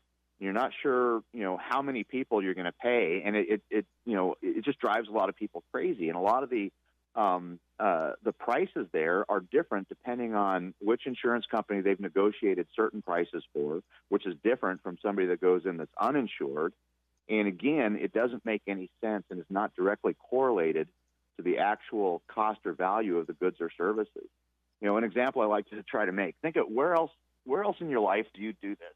Where else do you buy something and you don't know what it's going to cost until after you take it, and then you don't know how many other bills are going to come in? Let's make a really simple example. Let's say you want to buy a cheeseburger, and you go into a McDonald's and you order your cheeseburger, and they hand it to you, and then all of a sudden they say, oh, by the way, that'll be $37, and you've already taken it. So you have to pay. Good example. Okay. Yeah. Lawyers and accountants, the only ones that are regulated. Well, no, I'm sorry. No disrespect to the lawyers and accountants, but then you can always hear that clock ticking whenever you're on the phone. That's right. Yeah. That's for sure. Well, you can't walk in. You can't walk into the hospital and say, "Hey, how much is an X-ray?" Right. They don't know. They don't know. Yeah, exactly. Well, let's just take that a little bit further. So, the same example I was making with the cheeseburger. Let's say you pay that $37 because you got no choice. You already took it. Yeah. And you're walking out the door, and all of a sudden they say, "Oh, wait, you didn't pay the cheese provider, so here's another $2." And then you're getting out the door, and "Oh, you didn't pay the grill master. Here's another $3." Yeah. I mean, where else in our lives do we have something like that? So I think shining a light on that, on the billing practices, it forces not only them to be clear about who's paying what and what the price list is, depending on who the payer is. But it starts that conversation and starts to do what we started this conversation with, is starts to push for competition. In another area of that a lot of people don't even realize exists is in pharmacy benefit managers, the PBMs. This industry that's between the insurer and the pharma companies that negotiate what drugs you get and how much you pay for them. And there's some service they provide, obviously, but there's shining a light, having transparency on that, and understanding what those negotiated prices look like, what they're pushing. And one of the things, one of many things that happens there is they will negotiate, kickbacks and special payments from these pharma companies that go to the bottom line of the benefit managers. It's not going to the insurance companies to reduce your rates, and it's not going back to you, the consumer, to reduce your costs. And I think, again, just having transparency there will start to foster competition and definitely start a conversation amongst the consumers. Yeah. We got a question for our text line. I'm not sure it pertains to you as much as because it's a national issue, not a state issue, but I like much of Troy Downing's ideology. I respect his military record and patriotism. I only have one question. If I'm to vote for him, does Troy agree with everything President Trump has done? I want someone who thinks for themselves. Can Troy mention anything he disagrees with President Trump about, or that he'd do differently? As I say, we're kind of comparing apples and oranges there between the. Well, I mean, that's fair. That's fair, and thanks for the question, because here's one of the things I'm going to start with. First of all, we need to, no matter who's in office, we need to have a dialogue, and we need to scrutinize, and we need to question and make sure that that things are done correctly. But I will say that having a businessman in the White House has floated virtually every boat in America. I think having somebody that understands how to run a business and how to reduce the regulatory environment that has allowed businesses to thrive. I think people try to demonize business. They always talk about, the big bad business. We have to go after the big bad business. But that business is creating jobs. And the more that business thrives, the higher wages it can pay. And the more people are making money, the more they spend money, which trickles down to, everything that you spend money on, small businesses, large businesses. It goes into your community. It goes into your state. It goes into your country. I think that floats all boats. And I think the reason, I don't think the reason, I know the reason, that we are all doing so well, that we're seeing, markets at all-time highs. We're seeing unemployment at record lows. We're seeing consumer confidence at record highs, is because of that. And, one of the things that I want to do in my administration is very similar. This is a regulatory, the auditor's office is a regulatory office, and its main purpose is protecting the consumer. It's a consumer protection agency. And in insurance and in securities, that's a big part of making sure that everybody does what they're supposed to do. Everybody does what they're required to do, that nobody's misleading, deceiving, or defrauding. But on the other hand, regulators can go crazy just trying to make it hard to do business. So what I want to see in this office, and I think we're already heading down this path, but I want to see all the regulations that are of an administrative nature that are just there, not really protecting the consumer, just making it difficult for an insurance company or an investment manager or a retirement manager, any of those, any of the businesses that fall under the scrutiny of or the regulatory authority of the auditor's office. If you don't cross a T, you don't dot an I on the administrative side, okay, we'll tell you and let's help you figure out how to do it right, but not get in your way of running your business. And I think that allows the businesses to thrive. And again, just like we're seeing on the national level, if the businesses are thriving and they're spending more time and energy building better product, hiring better people, basically having better offerings for the consumer, the better we all do. One of the things, and I'm sorry, I'm probably talking a little fast right now, but one of the things that bothers me, and I've been involved in both insurance and securities, I've been involved in two very highly regulated industries.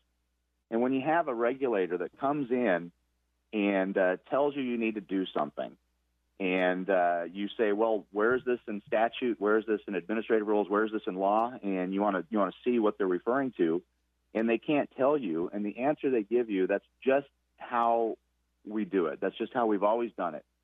I hate that. You can't. It's hard to run a business on, some regulator that comes in and basically just wants you to conform to their idea of how it should be done when you're not actually going by the black and white of what's actually in code. And that's one of the things that drives me crazy. So getting back to the question that you just read, I think that there's a lot of things that the president has done that are right on track. And I think that the more we thrive and the more the government gets out of our way, the better off we all are.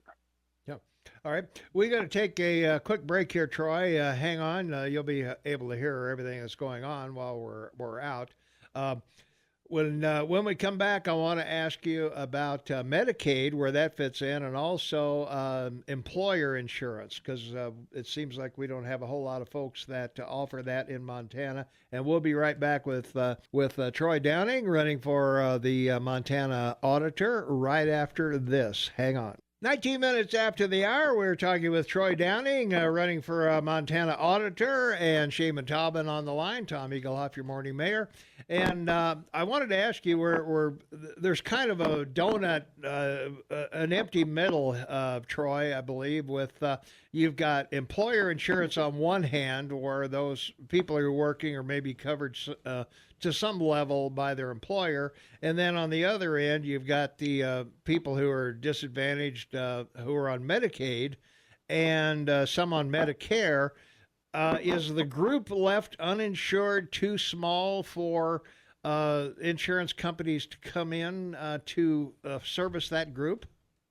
Well, here's one of the things that, I've been talking about this for years. And, getting back to our conversation about health care versus health insurance. And, when I was a kid, I grew up in a poor family. My mom was a checker in a grocery store raising kids on her own. So we barely squeaked by.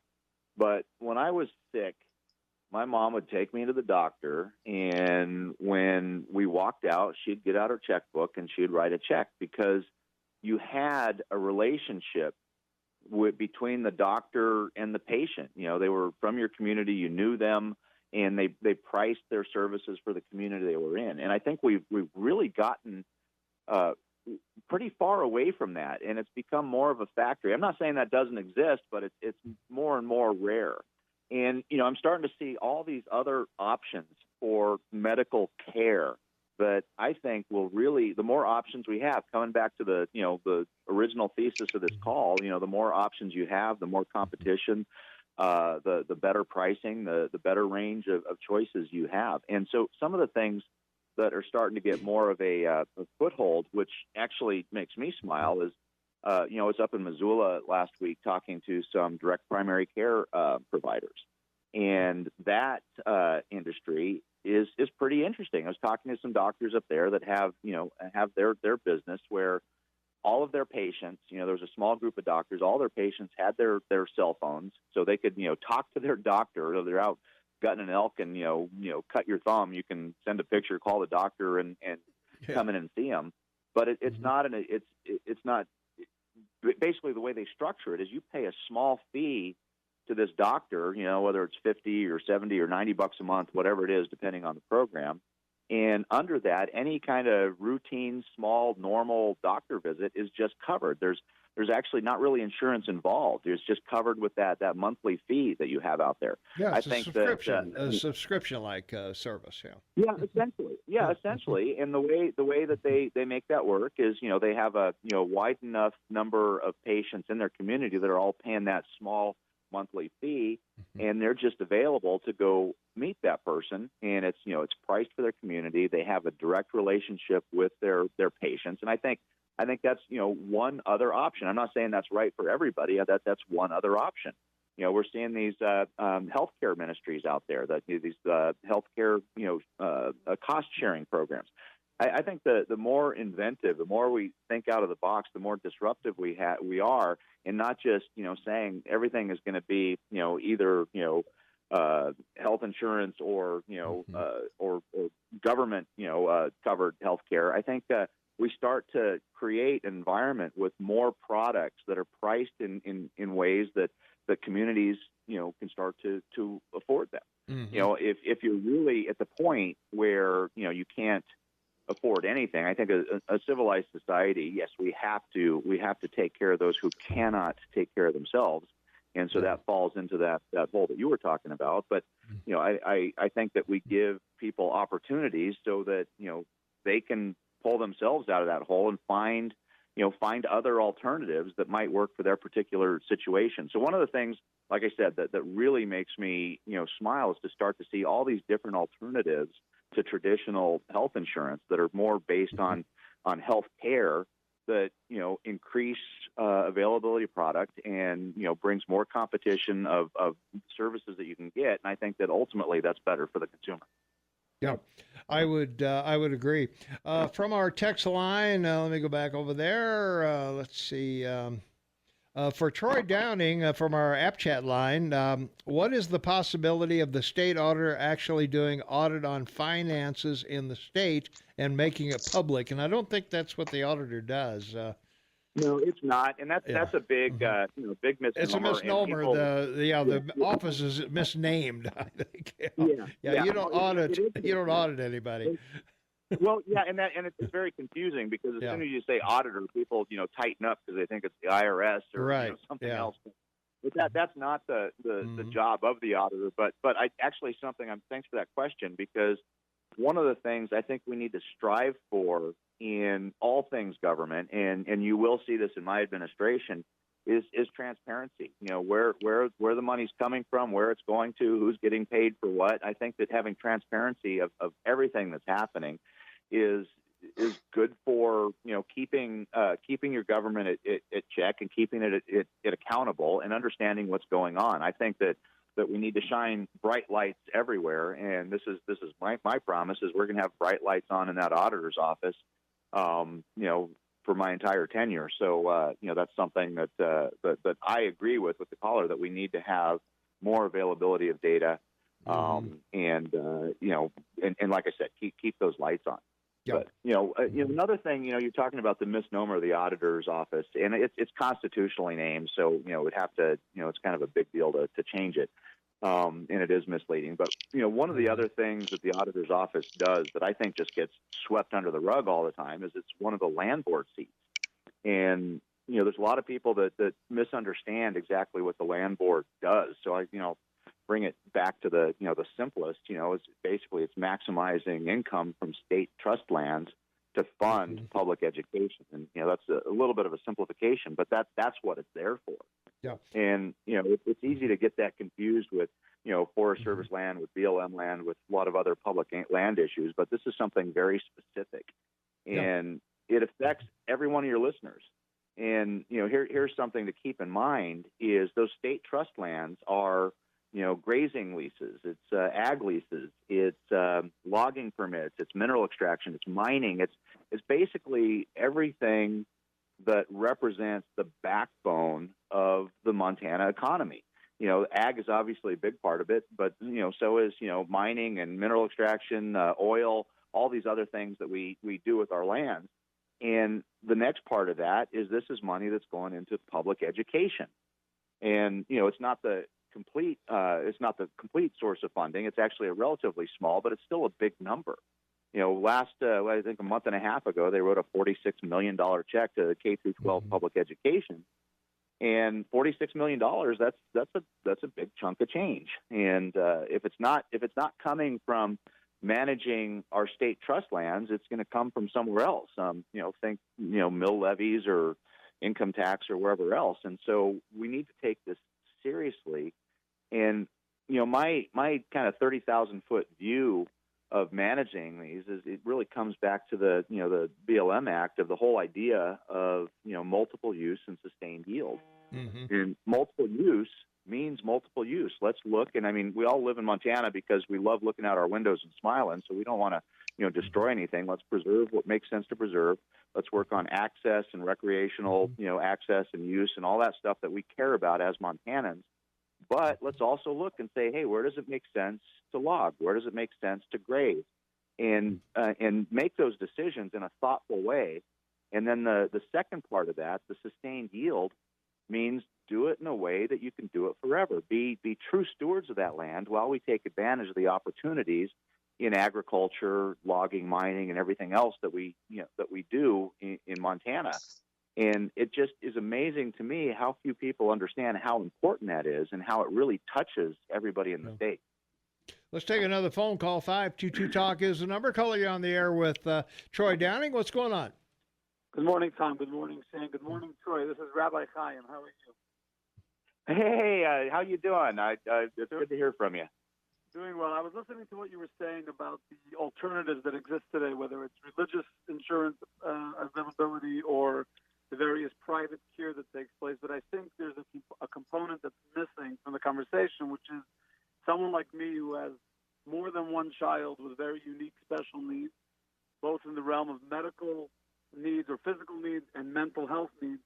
None of those, you take the new primary, the private care with the private doctors that give you a monthly fee. They're not going to cover the $800 or $900 a month that medicine costs. They're not going to cover the special needs, the specialty doctors. So and if you try to do that privately, it literally can run you bankrupt within 3 months. Yeah, Rabbi, I'm up against the clock here. I'm going to put both you guys on hold. You'll be able to talk to each other off the air, and we'll be right back right after these important words at the bottom of the hour. Stay tuned. All right, we've been talking with Troy Downing. Troy has to go, but how do they get a hold of you if they want to donate or talk to you about whatever? Yeah, absolutely. Hey, thanks for having me on. Sure. And just the big theme here, like I said, is I want an administration that allows businesses to thrive, because the better they do without constantly worrying about crossing T's and dot I's, the better products they create for the consumers. Mm-hmm. I want to make sure we come down hard on bad actors. I want to make sure that we're, being thoughtful about that land board and really supporting that backbone of our economy while funding public education.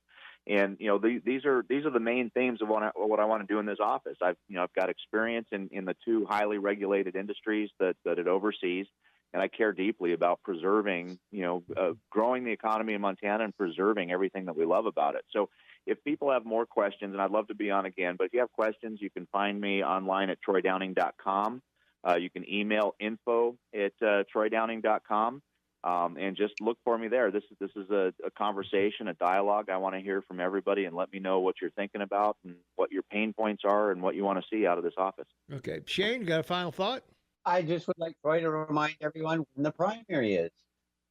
Oh, it's coming. It's coming up soon. You know, after June 6th, I think. The first week of May, and then the actual election is June 2nd. So it's coming up quick. So get to know your candidates, ask questions, and absolutely. In my campaign, let me know what you're thinking, because this should be a dialogue. You know, I've told you what I want to do. Let me hear what you want to see. All right. Thanks, man. All right. Appreciate it. Thank you. All right. Thanks for the. All right, Troy Downing. Thanks to him for being in here. A couple of questions from the from our text line about. I don't know why I have to keep answering this question, Shane, about Trump's executive order about selling stuff across state lines. We've answered this ad nauseum many times, but I will do it again just to be sure that everybody knows it. Selling health insurance across state line is already permitted under current federal law. It's not prohibited under federal law. And indeed, many insurance companies market their plans in multiple states, like Blue Cross Blue Shield, for example. But the difference is the concept being promoted by the Trump administration would allow insurers to bypass the insurance standards of states that have strong consumer protections and benefit requirements by headquartering in a state with few regulations in place. So in other words, they don't want to come to a state where there's a lot of regulations and problems. And Trump can't force them. They're private companies. You can't force them to do business anywhere. So it's up to them if they want to cross state lines or not. And why aren't they flowing into Montana? Because of our regulations and our dangerous occupations. So I hope. Well, another point we've made it ad nauseum, as you said, it's not the Affordable Care Act, it's the Affordable Insurance Act. Oh, yeah. Okay. Well, that's true, too. Yeah. Yeah. Oh, let's see. Troy Downing testimony why he enlisted is the story of a true patriot. I know his background and about his love of country. A man with much integrity is rare these days, and the reason Troy is one of the only politicians I have faith in. A good job, Troy. All right, so there you go. I know competition is in business is good for the consumer, so why can't we get insurance companies across state lines? Well, I think I just mentioned that it's up to the insurance company if they want to do business here.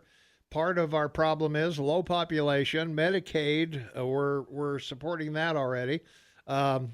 Employee insurance, there's only a couple of providers, I believe, that provide employee insurance here.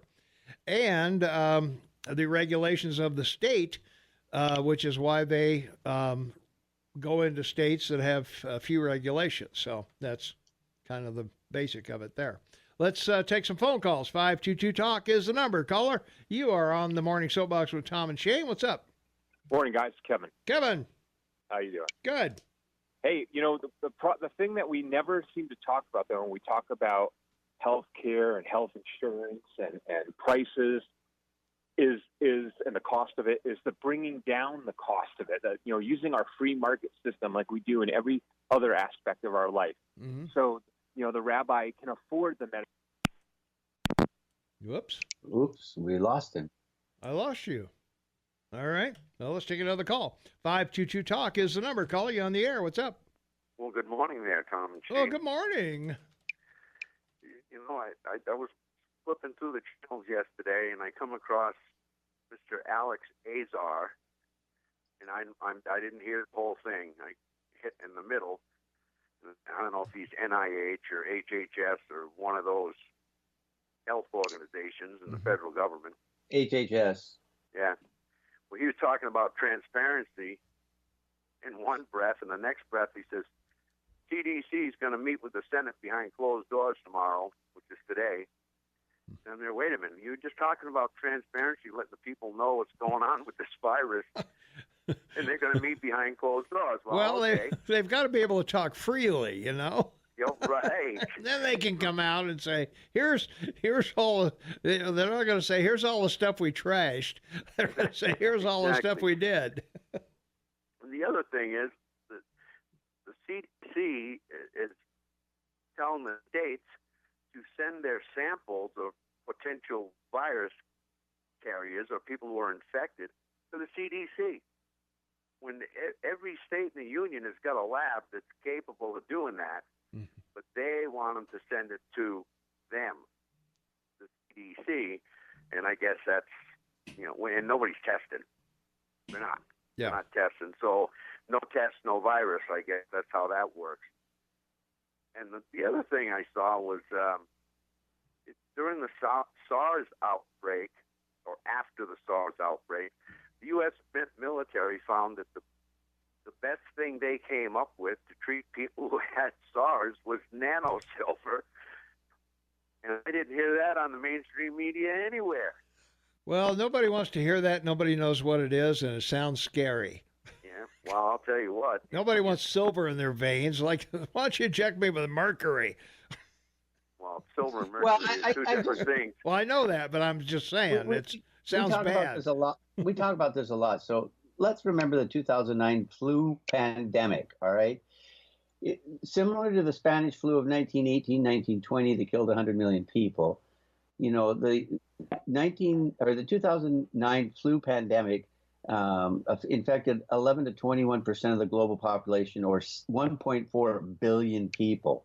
And of course, they've worked to eradicate H1N1 with vaccines. The point is these, and you can talk about the AIDS academic and pandemic, but that's why we report these CDC numbers every Monday, because they come out about just the H1N1 flu issue that your country is dealing with now. And the numbers are staggering.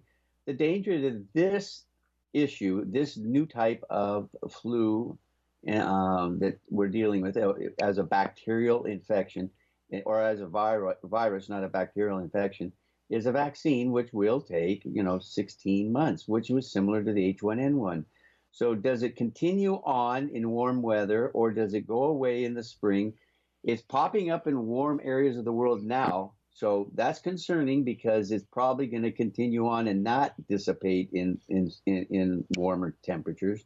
And that's why the market is doing what it's doing, and trying to discount what the damage this could be because of what's going on in China. So we have to put this in proportions of what we've been dealing with for the better part of 150 years. Well, I just think a little truth. I think they're lying about the numbers. I think they're lying about a lot of crap. And they've heard, there's a deal here that 2 people who have been cured of this virus were reinfected. Yeah. Now, that's that's what we've been talking about. Yeah, the dangers of it. Yeah. If that's the case, how will a non-live virus vaccine work? If it doesn't, they're not going to be able to give people a live virus vaccine, especially unless if this guy's been infected. If it's me, I don't want that live virus vaccine if I've infected one time, because they're saying it's way deadlier the second time.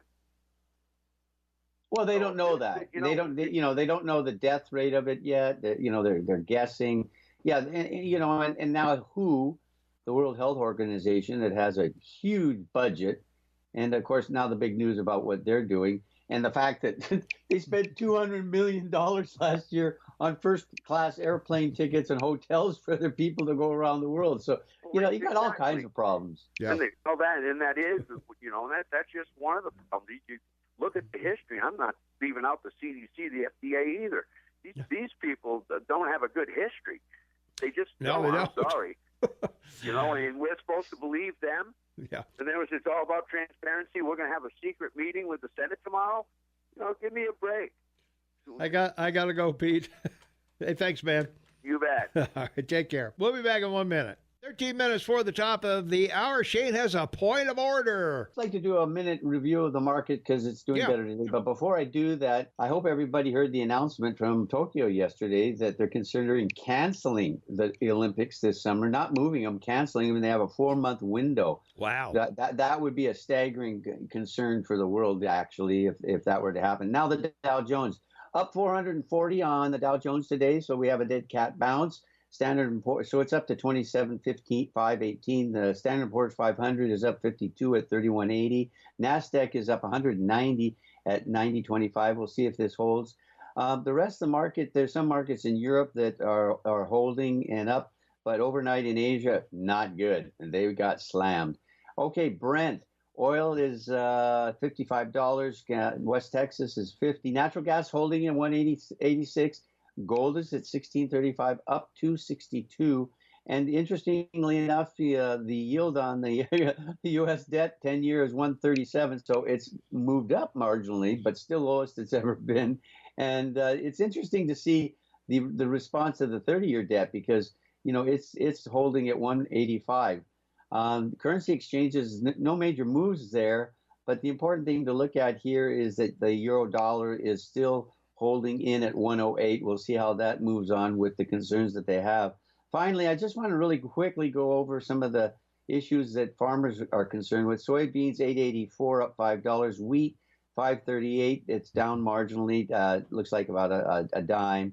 And when we're talking about beef and poultry, beef is $13.53, poultry $4.89, feeder cattle $1.33, up marginally 16 cents. Live cattle $1.14, up down $1.19. Lean hogs $79.90, up marginally at 9 cents. That's a quick wrap up because it is something everyone's watching. Yes, it is. From our app chat line, I like Troy and would vote for him if he would move to Montana, Ennis, or better yet, Virginia City. Well, I think if he wins, he'll be moving to Helena, probably. Yeah, that's right. I'm guessing. Good call, Mayor. Good call. Yeah. That was a good call there. So, let's see. Help. I just fell into a pothole on the Ferguson-Durston roundabout. Yeah, I feel your pain, man. That is... They need guides there to get you around the potholes at Ferguson and Durston. Man, that is a nightmare there. So, boy, wow. Let's see. Trump's done so much for our country while being hounded by the Democrats every day. I'd like to see how much President Trump would have accomplished if the Democrats would have supported and worked with him. Tom, would you and Shane please compare and contrast what the Democratic Party accomplished these last 3 years versus President Trump's accomplishments? All the Democrats have done, it seems, is seek Trump's impeachment since his inauguration. Trump definitely got more done in 3 years than Obama ever did in 2 terms. So we've got to get the Rush update in, but maybe Shane and I can spend a couple of minutes talking about that when we come back. What do you think, Shane? So I'm happy to do it, man. I bet you are. You know all this stuff. So. Oh, yeah. All right, man. We'll be right back. Here's Rush. 5 minutes before the top of the hour, we're brought to you by the Club Tavern and Grill, voted Bozeman's Choice Best Happy Hour. The Club Tavern and Grill offers happy hour specials every day of the week. As one of Bozeman's most popular happy hour spots and sports bars, you'll be sure to find something you'll love from their extensive drink and food menu. They also serve breakfast, lunch, and dinner, and a kid-friendly menu is also available. So to place an order for pickup or make a reservation for parties of 6 or more, go online to theclubtavernandgrill.com, theclubtavernandgrill.com. Check them out. They're in the Best Western Grand Trio North 7th across from Walmart. It's where the locals go, and tell them Tom and Shane sent you in because Shane is going to talk about a couple of things. The 2 things I can think of off the top of my head, one is tax cuts, and the other one is the USMCA plus a deal with Japan, a deal with South Korea, and a deal with coming up probably with Britain and all of the colonies of Britain. The Commonwealth, yeah, 52 countries, yeah. Well, the issue with taxes, I think, is formidable, and once again will show great strength to your economy because not only does he want to extend permanently the tax cuts he has, he wants to increase the tax cuts for people making less than $50,000. He should. Yes. And, it goes along with what we're saying with the student debt. Cancel the interest rate on it and, set up some ideas or incentives for them to start paying down the principal and get involved in owning a home and combining your debt, from school with your home debt and moving forward and being part of the American dream. So all these things are simple solutions to simple problems if they're looked at. It's just regrettable that we can't get people to want to move forward on these things, and we'll hopefully be able to talk about them in the future. And gee, Tom, in another month, maybe I think we can start talking about the elections. Actually, the Senate and the House, and and where we're looking forward. Because last night, your man Buttigieg said this just isn't about the White House; it's about the House and the Senate. Yeah, exactly right. From our text line, Tom, Bernie Sanders said the current economy is great if you're a billionaire. He's so full of it. Could you please comment briefly with the limited time left? Well, with the limited time left, yes, we can comment on it. I think that briefly. Well, come on.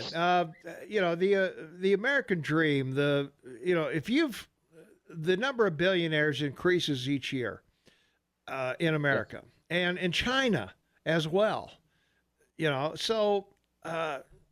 This misnomer that if you're not rich, that you were somehow shut out is just crap, in my opinion. And I agree with you because both the as someone addressed, both the billionaires, Sire and Triple B, Bloomberg, on the stage, they started with nothing. Yeah. So folks, they're a great example. They should. But of course, Bernie, he can't handle that very well, even though he's got 3 houses and about $25 million in the bank. Yeah.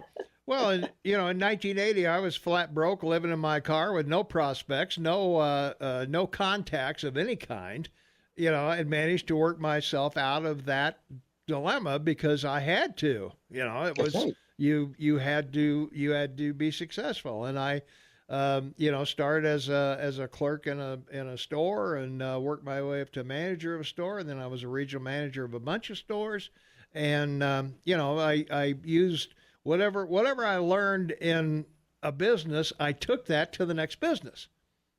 That's what you do. You could go to work from 9 to 5 or whatever hours you work, but what you have to do is find ways to improve yourself, make yourself more valuable to that employer.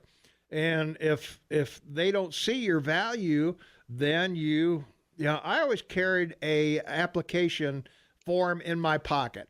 And if I ran into some employee somewhere, I would ask them, if they were good, I would ask them, hey, are you like working here? Or would you fill this out and come see me? Because when you run into good people, those good people you want to see. And, we move ourselves up the income ladder. That's our goal. We all live as well as we can with what we're bringing in. But, there's, if you can take night classes or, get on Google, learn something, learn a new skill or make yourself more valuable, or ask your boss if you could be cross-trained so that if somebody's not there, you can fill in that position if it's needed. That's what I do here. 19th century was the century of the butcher, the baker, the candlestick maker, and the farmer. Amen. And today it's the 21st century, and you have all kinds of jobs you can pick. So time to go. Thank you, Mayor. We look forward to talking to you and everyone tomorrow. Be happy, be safe, live in the moment, live to work, and God bless everyone in the Gallatin Valley. All right. Thanks, Shane. All right. That does it for us. We'll be back at 6 a.m. tomorrow morning.